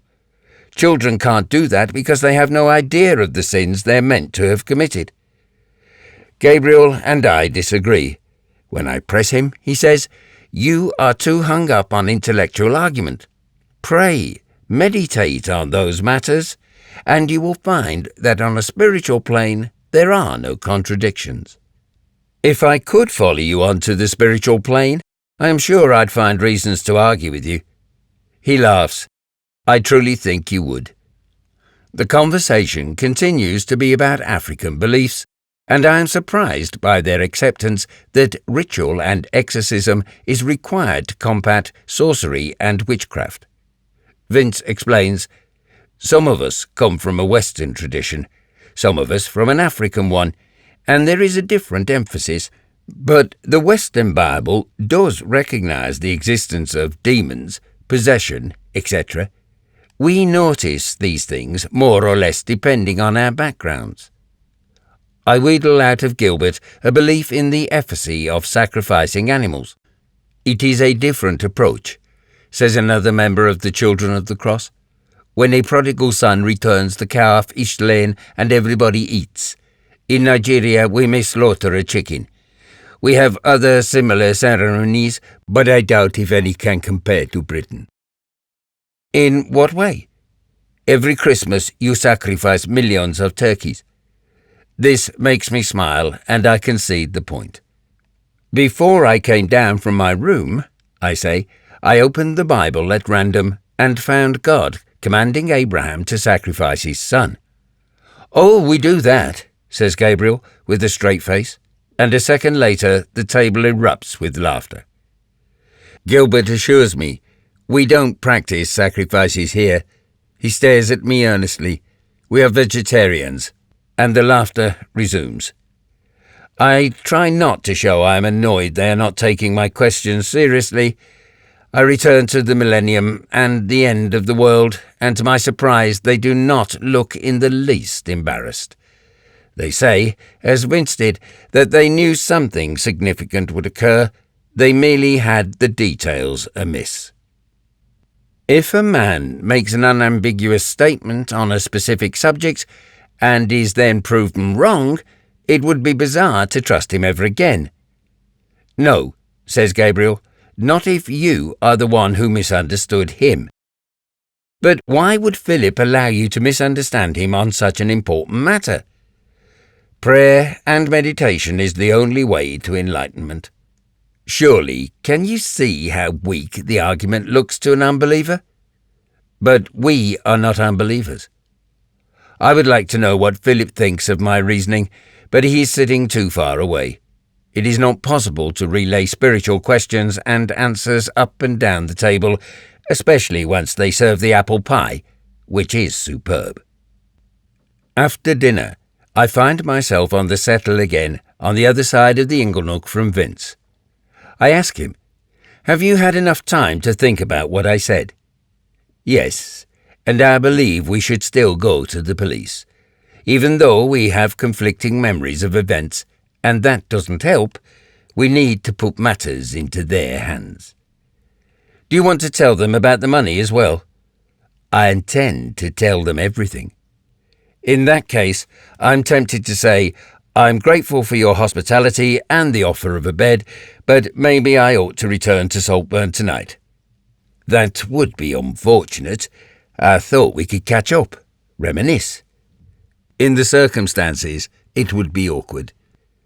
"I'm sorry you think that way, and I won't try to stop you going home," says Vince. "But I thought perhaps, once you had been here for a few hours and had met the children of the cross, you might want to ask further questions and find out more about us. Be honest, was the decision to contact me and to resurrect the past purely an excuse to tell me about your church? Are you trying to convert me?" "Goodness, no! Why are you so suspicious?"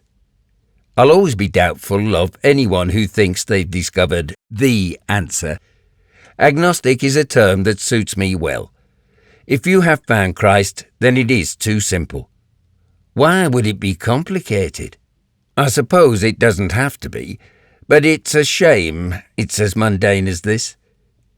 I assure you, it's far from ordinary. Don't let outward appearances influence you. Look into your heart, open it up to God, and experience His love." That's the sort of rubbish you used to scoff at. We have been uninterrupted until now, but a door opens and Philip enters.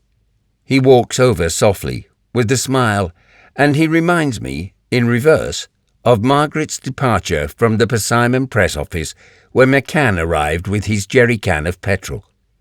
It is as if Philip too is on rails. "We haven't been properly introduced," he says.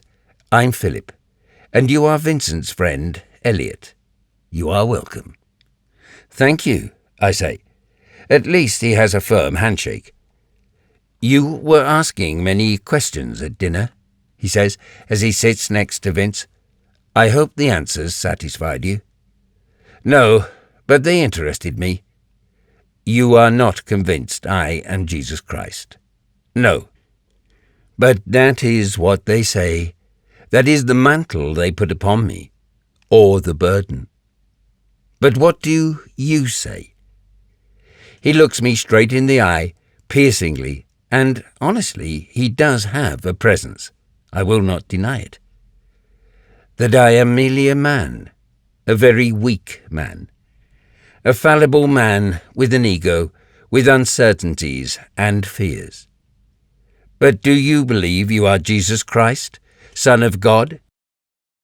"We're all the children of God, children of the cross." "But are you Christ come again, here to shepherd his flock?" "I think it is unlikely. I feel like a fraud if I accept what they claim. Equally, I do not enjoy denying it because the idea brings a great deal of comfort." "You would make a good politician." "But a lousy Messiah." He laughs. "How can I possibly agree with them? The notion is ludicrous." His honesty disarms me. I am ready for further debate, but I don't know what to say. "Have you accepted God into your life?" he asks me. "No, because I'm not sure there is a God." Here we are both on firmer ground, but he is unable to say anything I have not heard 100 times before. Likewise, none of my arguments are new to him. He listens to them with good humour, but after nearly an hour, Philip says, "What Vince did in Thirsk, as a young man, was wrong." "Have you put pressure on him to report the shooting?" "No, that is his decision." "Made after much prayer and meditation?" Precisely. I go up to my room, knowing that staying the night is sensible. I feel positive after the encounter with their leader, but I have to remind myself it is not the reason I am there. Philip admitted he doesn't think he is the Son of God, and Vince looked uneasy about this. It feels like a victory of sorts, especially as Philip has tried to convince me I should embrace their faith, and yet my position remains unchanged. I pull my phone out of my pocket, dropping loose change as I do so. Not only does a pound coin wedge itself between the floorboards from where it will not come out, but there is no mobile reception. I return downstairs, where I meet Gabrielle in alarmingly bright blue silk pyjamas. I ask to use their telephone. After several rings, Lana finally picks up and asks, "How's it going?" "It's a religious retreat." "No way." "'Fraid so. Quietly insistent God-botherers. As long as they don't convert you. Remember, I want you back home." "No problem. By the way, I have more understanding of Vince's idea of Christ." "Because he's told you at tedious length." "Because I've met him." "Who? Vince?" "No, Christ." "Holy shit." Lana doesn't know if I'm being serious when I explain who Philip is meant to be. "Just don't let him turn you into one of them." I promise I won't, and that I'll be home by lunchtime. I tell her I plan to go into the police station after we have talked. "Okay," she says, any humour suddenly absent from her voice. "I love you." I'm standing in the Children of the Cross's tidy, comfortable office, and I keep the phone in my hand even after Lana has rung off. Her tone at the end had become neutral, almost unconcerned, and I have to stop myself from analysing how she delivered those last 3 words. A clock on the wall shows it to be 8:30. Too early for bed, but I don't relish the thought of more religious debate. I decide on another walk, this time to the lake, if I can get to it.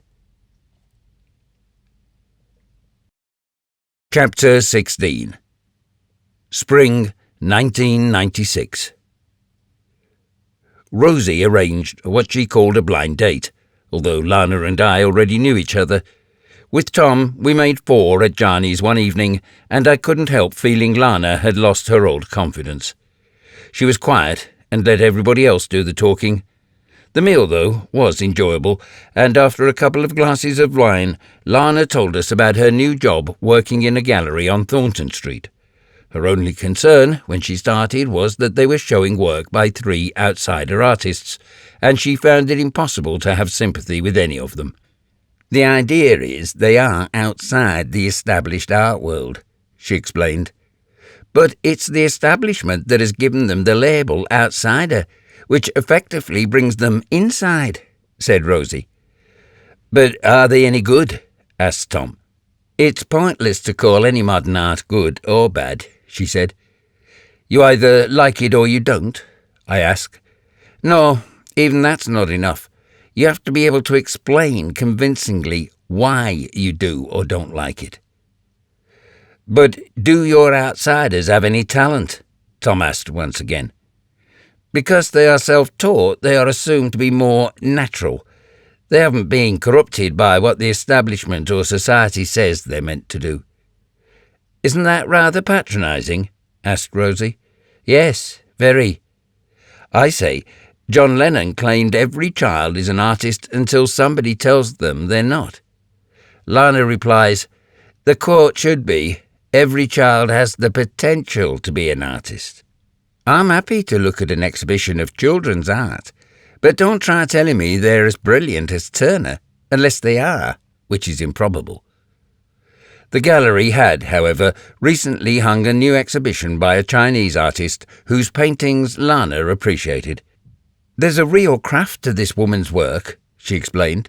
She paints oils, large canvases, even though they always depict a few small objects, such as books or crumpled clothes. There's something calming about them. Now I can actually be enthusiastic when I talk to customers. It was the first time Lana had smiled all evening. She invited us to see the exhibition once our meal was finished. It was okay if nobody was there, she said. She had the keys and we could call it a private view. Rosie and Tom declined, but I walked with Lana over to the gallery. "I'm pleased for Rosie," she said as we stood waiting to cross Clayton Street. "Tom's a nice guy." "They seem well suited." "It's all change at the moment," she continued. "You know I've left Harrison." Rosie told me. I think she was matchmaking with our dinner date. "I hope you don't mind me saying this, but I don't want to be anything other than single for the next 20 years. "That's a shame, but I understand. I couldn't be happier to be free of Harrison." "What happened between you two?" "Is it okay if I don't tell you, and if we never mention the man's name again?" I agreed, and we could finally cross the road. Lana opened the gallery, disabled the alarm, and turned on the lights. "If anyone comes by," she said, "we'll tell them you're a potential client, very rich." I liked the pictures. Lana's description of them as calming was perfect. She handed me a glass of wine and asked me how much I'd pay for one of the paintings. She sat at her desk and watched me as I looked around the room. "There'll be 4 or 5 grand each, surely," I said. "Between 10 and 15. "Wow, it's another world." I sat down opposite her and she slid a catalogue across to me. "If you cut out the photos and put them in clip frames, they look nice," she said. "But not quite as impressive as the real thing?" "No, not to the eye of the connoisseur. I stuck a few up in my new flat, and they mainly remind me of how poor I am." The price list fell out as I picked up the catalogue. I pointed out that one canvas was £20,000. Lana pulled open the desk drawer and brought out a detective fiction paperback, a box of tissues, and a tarot pack. Underneath was a price list from a different exhibition. "We've sold even more expensive paintings," she said. "But without seeing them," I tease her, "how can I judge if they're good value for money?" "They're worth whatever people are prepared to pay." She was about to return the other items to the drawer when I asked if the tarot cards were hers. "No, they belong to Yarrow. She works with me. She's a bit of a hippie." "Why? Can you read the cards?" I laughed. I used to own that exact pack. I remembered how annoyed Vince had been when I found them. "I have a complicated relationship with tarot cards," I admitted, and then turned it into a joke, saying that all forms of divination are dangerous, including tea leaves. "Surely not. PG Tips is the method my boss uses to decide on which horses to place bets." Because Lana was offering me the box, I accepted it and slid out the cards, remembering the distinctive Frida Harris artwork. These were worn as though well used, and were shuffled. I was not sure why, apart from having drunk several glasses of wine, but I cut the pack and dealt 3 cards face down on the table. "Am I not meant to choose the cards?" asked Lana. "If you want to. It's not a trick where I ask you to select one without me seeing it, and then I tell you it was the 7 of wands." "Okay, what do I do?" "Turn over any card." She revealed the 3 of cups, and I nodded sagely. I had forgotten that each had the description written at the bottom. It was abundance. "What does that mean?" she asked. "Very little on its own," I explained, remembering my patter as a teenager. "In the same way turning up the death card doesn't necessarily foretell doom, it's only in conjunction with other cards we learn anything. Turn over another." After some thought, she turned over the one on her left, the 2 of swords. Peace. "The simplistic interpretation," I said, "is that there will be peaceful times ahead after a long period of strife. Turn up the last card, and it ought to offer further enlightenment." "Adjustment," she read as the trump card appeared. "Things are still changing. They have yet to settle down, but it'll all be positive." Lana took the pack and dealt 3 more cards, face down again, above the others. She turned up the 4 of Swords, truce, followed by the Queen of Discs and the 5 of Cups, disappointment. "That doesn't look so promising," she said. "Don't worry, you uncovered disappointment with 2 other interesting cards, so it doesn't mean that at all." I delved into my memory for how I would have once have made them sound encouraging. The Queen of Discs is the important card. You are a wise, compassionate, kind and loving woman, and you are in control. You are coming to terms with disappointments from the past, but the 4 of Swords shows you making peace with yourself. That all sounds positive. It is. It's good. I'm just sorry the tarot didn't predict winning the national lottery. Do they really say all this about peace and me being kind and loving? Well, I said I have a complicated relationship with the cards. But the 5 of Cups, disappointment, worries me. It is in the past, isn't it? Not entirely. I can tell you that you'll be disappointed when I admit I'm making all this up. When I used to read the cards, I improvised as I went along, and I'm doing the same now. You tell people what they want to hear, or what you want to tell them. "You bastard!" "Hey, I'm sorry." "Get out," she said, and I realized she meant it. She was angry. "Please, forgive me." "No, I apologize. I misjudged this." "You did. Now get out." I tried to call Lana on her mobile phone the next day, but she did not answer or ring back. I persuaded Rosie to give me her address, and I wrote an old-fashioned letter of apology, but I received no reply. I was aware I'd behaved like a complete blockhead, and I was irritated with myself, but as the days passed, I became more annoyed with Lana for having taken it so badly. But then, 2 weeks later, I was on my way to the Victoria Arms in Saltburn on a particularly cold and foggy Saturday afternoon. As I walked by the Tea Cosy Cafe on Dundas Street, I could see through the condensation on the plate glass window that Lana was inside, sitting alone at a table. She saw me stop, and my sheepish wave was returned with enthusiasm. I took a deep breath before going through the door. We exchanged pleasantries, and I offered to buy her another pot of tea, which she declined. "Do you fancy a walk along the seafront?" she asked. I resolved that the awkwardness between us should be addressed immediately.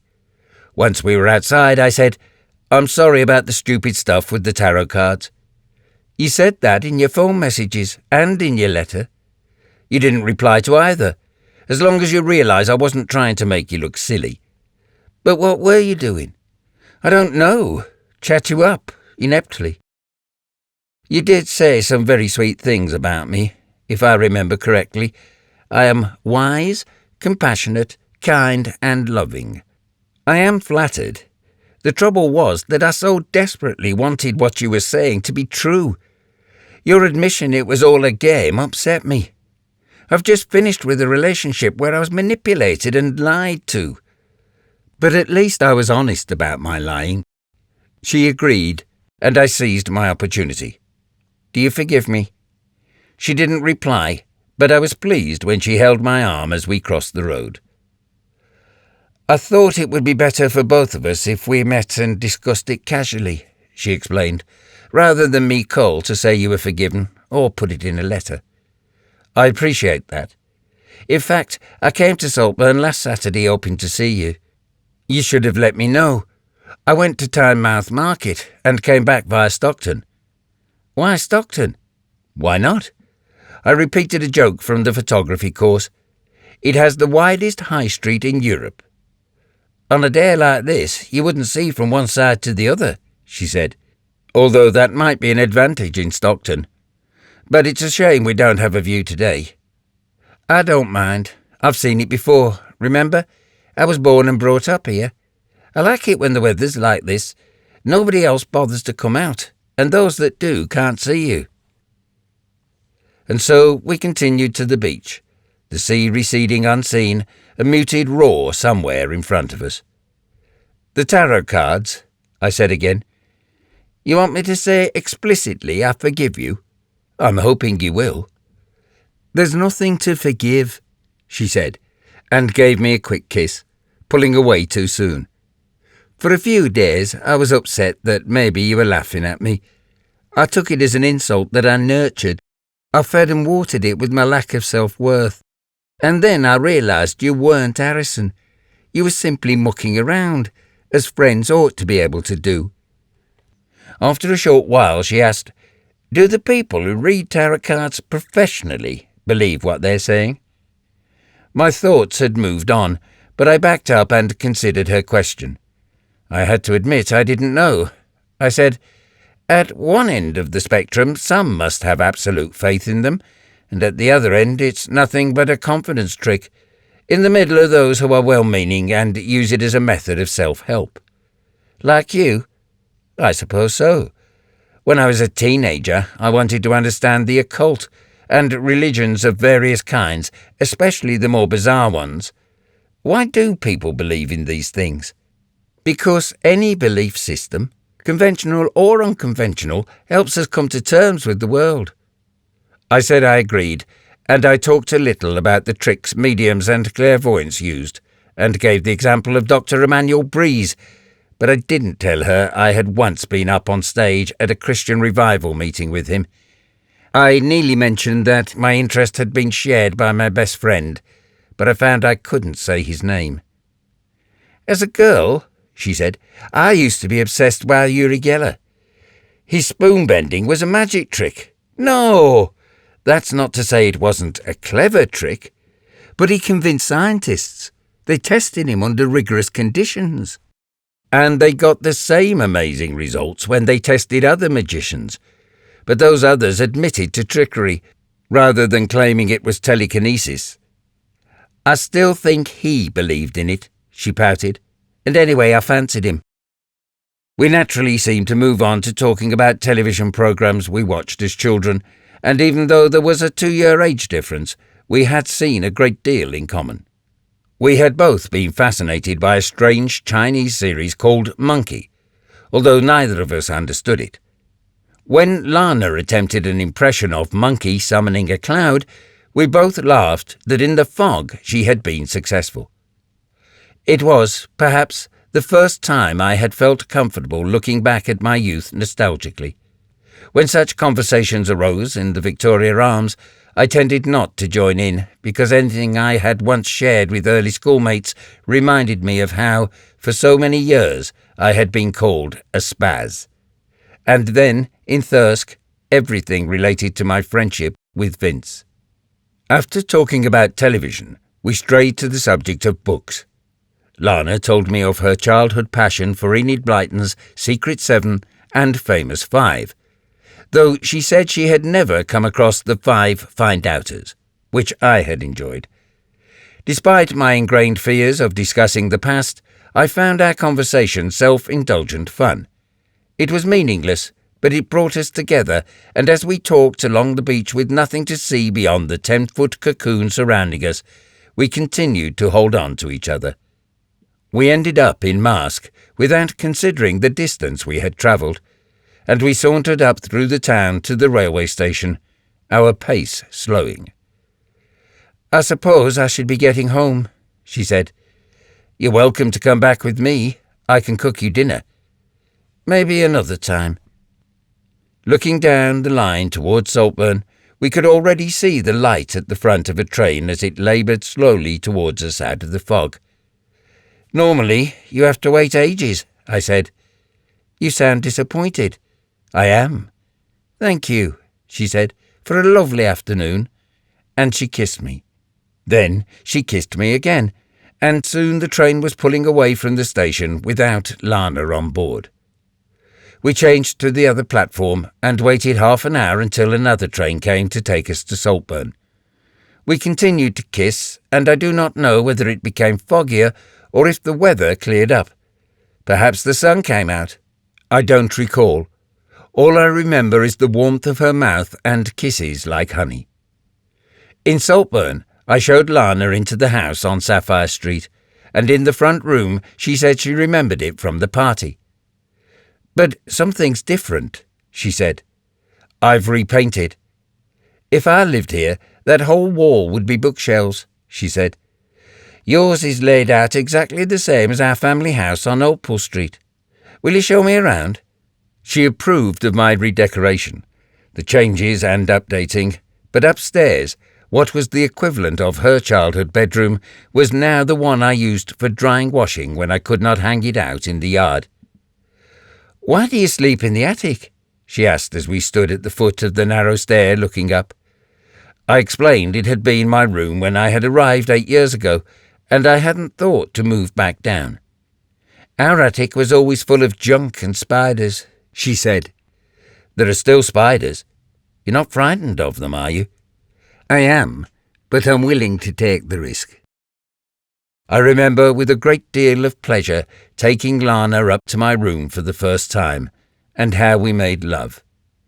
Afterwards, we lay in the dishevelled bed, and Lana told me all about her childhood in Saltburn. She said how idyllic it had been to play on the beach or out in the woods whenever she wanted with her 2 best friends, Tina and Tracy. She talked of Saltburn sweet shops, now long gone, and the chippy amongst the jewel streets, and later on in her teenage years the amusement arcades and cafes that had since disappeared. She referred to the vernacular as the lift, and she and her friends called holidaymakers aliens. She admitted she fell in love with at least 3 or 4 boys every year, all of whom broke her heart because they were on holiday and only ever stayed for a week. She wrote to several of them, but they never replied. At the beginning of each school year, Lana would go on the bus with her mam to Middlesbrough to get new shoes from Clinkard's, and when she was old enough, she, Tina and Tracy would buy stone-wash jeans in the Dundas Arcade. She recalled beach parties as a teenager, and then she mentioned Fillmore's nightclub at the Spa Hotel. I'd have been there many times when Lana may well have been in the club, underage, drinking Pernod and black. She remembered growing up in Saltburn so fondly because, as she said, it all came crashing down immediately she finished school. Tina went to work in London, and Tracy met a New Zealander and relocated halfway around the world. At the same time, her parents moved to Aberdeen, and she left Saltburn to rent a flat in Newcastle. She stopped telling me her story just as Harrison would have entered her life.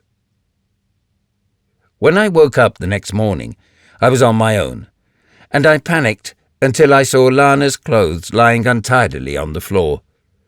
Downstairs, she was wearing my dressing gown, making tea and toast. She pointed out of the kitchen window into the paved yard and asked, with a frown, "Is that wheelbarrow yours?" "Yes, I have an allotment." I didn't know why she found it so funny. Chapter 17. October 2006. I slip out of the retreat and retrieve my coat from the car.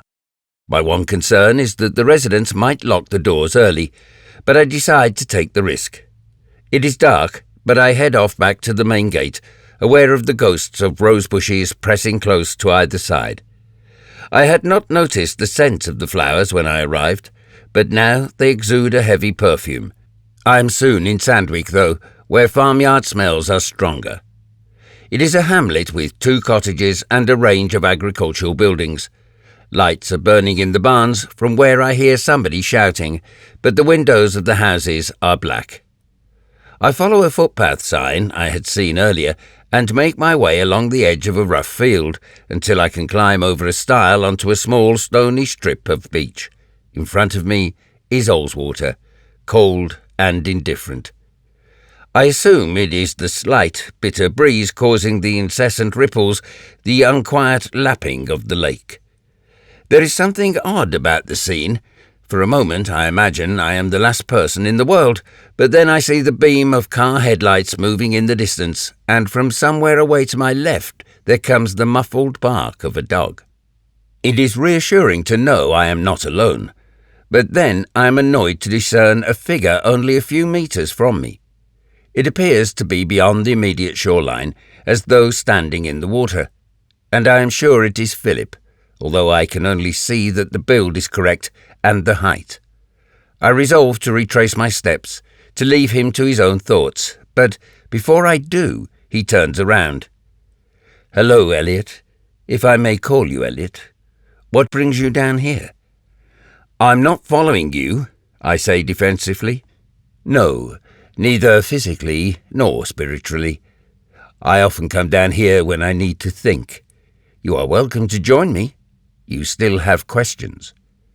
"I suppose I have. I would like to understand how you find yourself declared the Son of God." "It is a question I ask myself daily," he replies. "That's not an answer." "No, but if you really want to hear my story, I was born and brought up in Nigeria, where I wanted to be a doctor. I was good at languages, but not clever enough at anything else. I became a porter in a hospital in Calabar because, well, I always hoped to help people. And then, when I was 22 or 23, there was a military coup and fighting. There were many, many casualties. Everyone in the hospital was rushing around, busy. An important man was put into a side room on a trolley, and as I passed him, he asked for help, calling me doctor.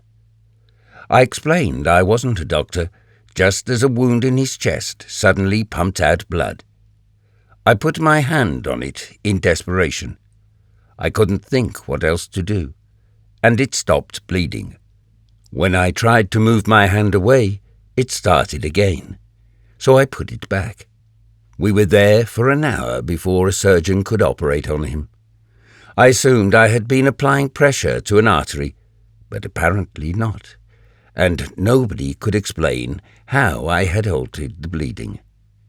It was called a miracle, and the man, Joseph, claimed I was a great healer. Later that year, when he was better, he came and offered me a job. He was very rich and ran a charity in Nigeria and New York. I agreed to work for him, though not as a doctor. Philip laughed at his own joke. On my first day in New York, I was asked by a woman in a store to choose her lottery numbers for her. I said I didn't believe in gambling, but she said if she won, she'd donate the money to our charity. What could I do? And by a miracle, she hit the jackpot, collecting thousands of dollars. Philip once again laughed and shook his head. I used the word miracle lightly, but a dozen other little things happened. One day, for example, we were visited by a politician who supported the charity. I don't know why, but he confided in me that he was lost and unhappy. He was getting into his car when he asked me what he should do. I told him to walk rather than drive the couple of blocks to the church and there to pray for guidance. His official car pulled out into the traffic without him, and it was involved in a horrible accident. The driver died. And this led to people calling you Messiah? Joseph said that miracle had followed miracle, and finally the weight of evidence could not be denied. And you accepted it? No, not then, and not now. I mean, how could it be a miracle the driver died? Perhaps he would still be alive if you hadn't talked to the politician. It is all a matter of perspective. What appear to be miracles occur every day, but they could also be coincidence or luck. Probability says such events have to happen every now and again. When they are experienced by the same person several times, the likelihood that it is not chance is increased, but it is nevertheless possible.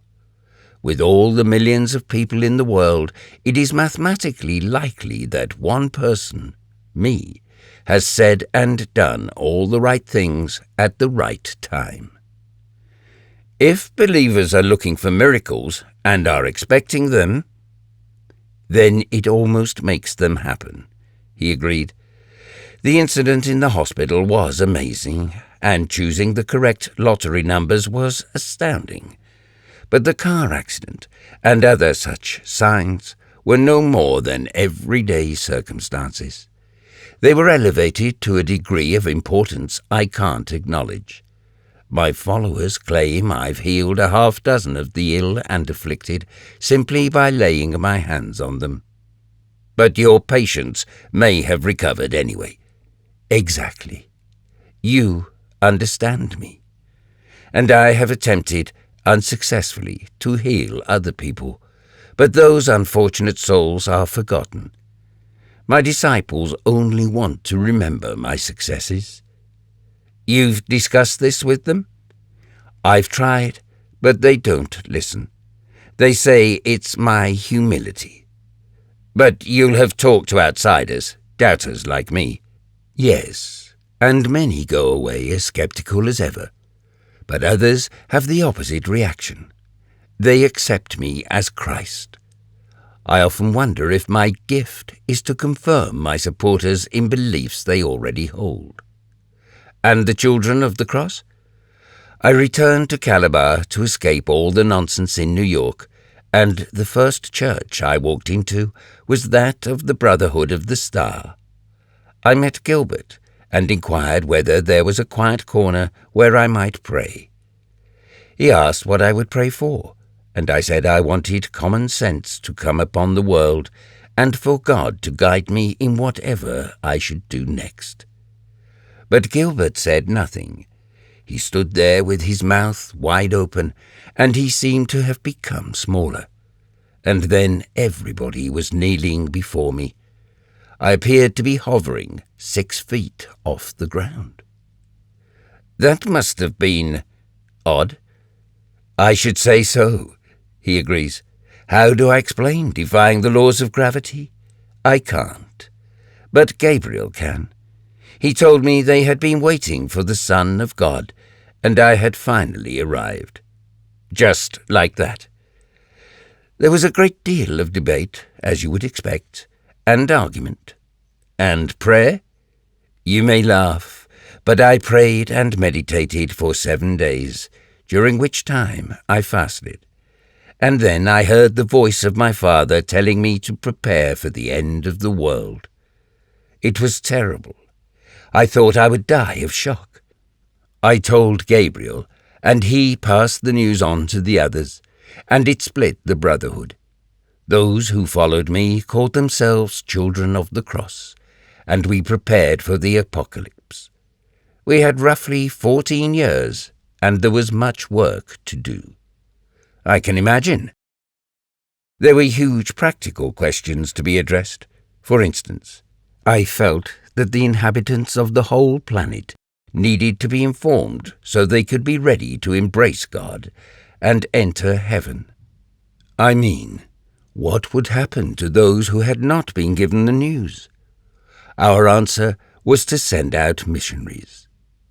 We had over a decade until the end of the millennium. I thought there would be enough time to talk to all 6 billion people on the planet. I began to understand the scale of the problem. Gilbert said God would find a way, but we were never going to succeed, not with me at the helm of a very small and creaky holy ship. I had an enthusiastic crew, but I was a most unsuitable captain. And so the millennium came and went. It did, and all my doubts seemed to be justified. Not that I was always doubtful. For several years I allowed pride and vanity and many other sins to cloud my judgment. But on the 1st of January 2000, everyone was asking, "Well, Philip, when will it come to pass?" And I replied, "Be patient, my children." Days came and went, and my disciples turned increasingly impatient and unhappy. Then Gilbert skipped up to me as I was leaving the church. I remember this clearly. He had the broadest of smiles. He asked me, "When Christ was born and we started to count the years, where did we start?" It was with the year 1, not 0, which means the new millennium starts as we begin the year 2001. There was laughter and rejoicing, because we had another 12 months to spread the word. I was a foolish Messiah, but apparently still a Messiah. But then 2001 clicked over to 2002. Yes, it did.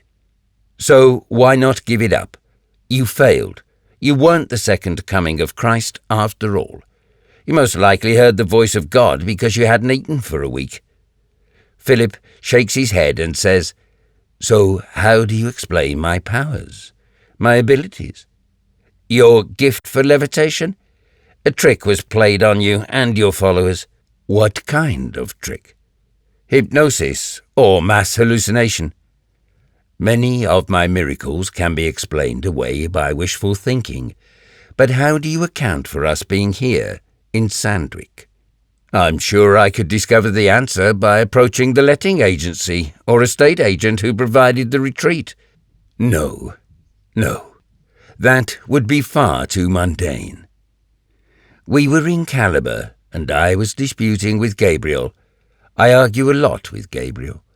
And I said to him, "I wish I was thousands of miles from here." And what transpired? The earth shook, and everything became dark. We were swept off our feet, and when we recovered, we were somewhere entirely different. We were here, on the edge of Ullswater. I can't believe it. No, well, nor can I, but here we are. He snaps his fingers and says, 5 years have gone in an instant. We travelled in time and space. I woke up a few weeks ago in a comfortable bed at a retreat in Britain. Explain it to me, Eliot. Tell me how it all happened, because I can't. I walk back to the house with Philip, but there is nothing I can say to him. His story has been sincerely told. There is no point in arguing with him, not when I don't understand it myself. At the retreat, lights continue to burn in a few windows, but nobody is in the hall when we enter, and we part there. In my room, I undress and try to be comfortable in the narrow bed, but I don't feel as though I will sleep. It is not quite 10 o'clock, and I keep turning over in my mind what Philip has said. At 11, I get up and return downstairs. Earlier, on the way to the dining room, I had seen a door with a discreet sign stating "Library," and I risk going in. Flicking on the switch, I see there are several chairs, but only one bookcase. There are various Bible commentaries, many worthy biographies, and numerous pamphlets. The only volume that looks readable is a Penguin edition of Hadrian VII by Father Rolfe, and I borrow it. Back up in my room, I find the book begins well, but the second chapter drags and it acts as soporific. Finally, thankfully, I am greeted by sleep, but my dreams are out of control. I am in London on my first assignment for Margaret, and then I am in Prague, where I run down maze-like alleyways, not knowing if I am pursuing somebody or being chased. Then I am making my way around the cold, echoing building of the recycling business in Thirsk. I am with Vince, but I contrive to give him the slip. By another dislocation of geography, I am running along a rough track that skirts a big field, and it is not in North Yorkshire. It is hot and dusty, and though I am holding a bottle of water in my hand, it is now empty. I stop, realizing I am abroad. A Persimmon press guide is in my other hand, but I cannot find the name of the country printed on it. And then, in the distance, I can see Lana walking away from me. She's dressed exactly as she had been on the night we returned from Middlesbrough. But I cannot catch up with her. Lana is striding with great assurance and speed, her impractical shoes in her hands. "You won't be quick enough," says Vince, who is leaning nonchalantly over a fence. A few meters further on, Philip appears and says, "Do not try following her." To my exasperation, I then meet the moon-faced woman, and I turn and shout at them all to go, to leave me alone. And I wake up, and I do not know whether I had shouted out for real. Vince is waiting for me on the settle in the hall when I come down the next morning. He asks me how I slept, and I say fine. I had woken up at 1 o'clock and was awake until 3. I awoke again at 5. Arguing with Vince about religion and talking with Philip had given me much to think about. But in the long hours when I could not sleep, I realized that it was all a distraction. I drowsed until 7, my mind relentlessly turning over all the potential trouble in my uncertain future. Vince says he hasn't eaten yet and explains that breakfast at the St. Michael's retreat is a less formal affair than dinner. In the refectory, there are various packets of cereal on a trolley, along with milk, and there is juice. No tea or coffee? I ask.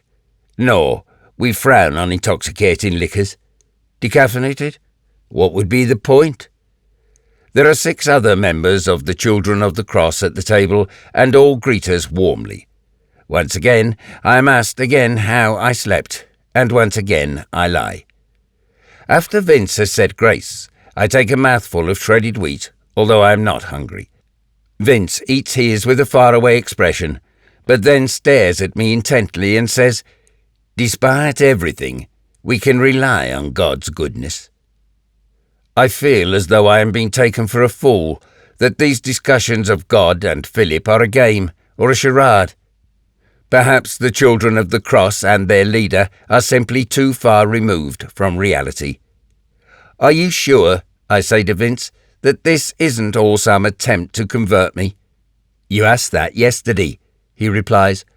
"When you said you would like to visit, I thought that seeing what was going on here and meeting Philip might impress you." He shrugs, as if it is of no significance. "Whether you embrace what we believe is out of my hands." "Come on, Vince. You're my oldest friend. Can we be honest with each other without taking it the wrong way?" "I would hope so." "At no time before I arrived did you tell me about Philip." "I couldn't have explained it properly while sitting in your kitchen, could I? We had other matters to discuss." Breakfast continues, but Vince wants me to talk. He prompts, "You saw Philip again last night, down by the lake." "What do you want me to say?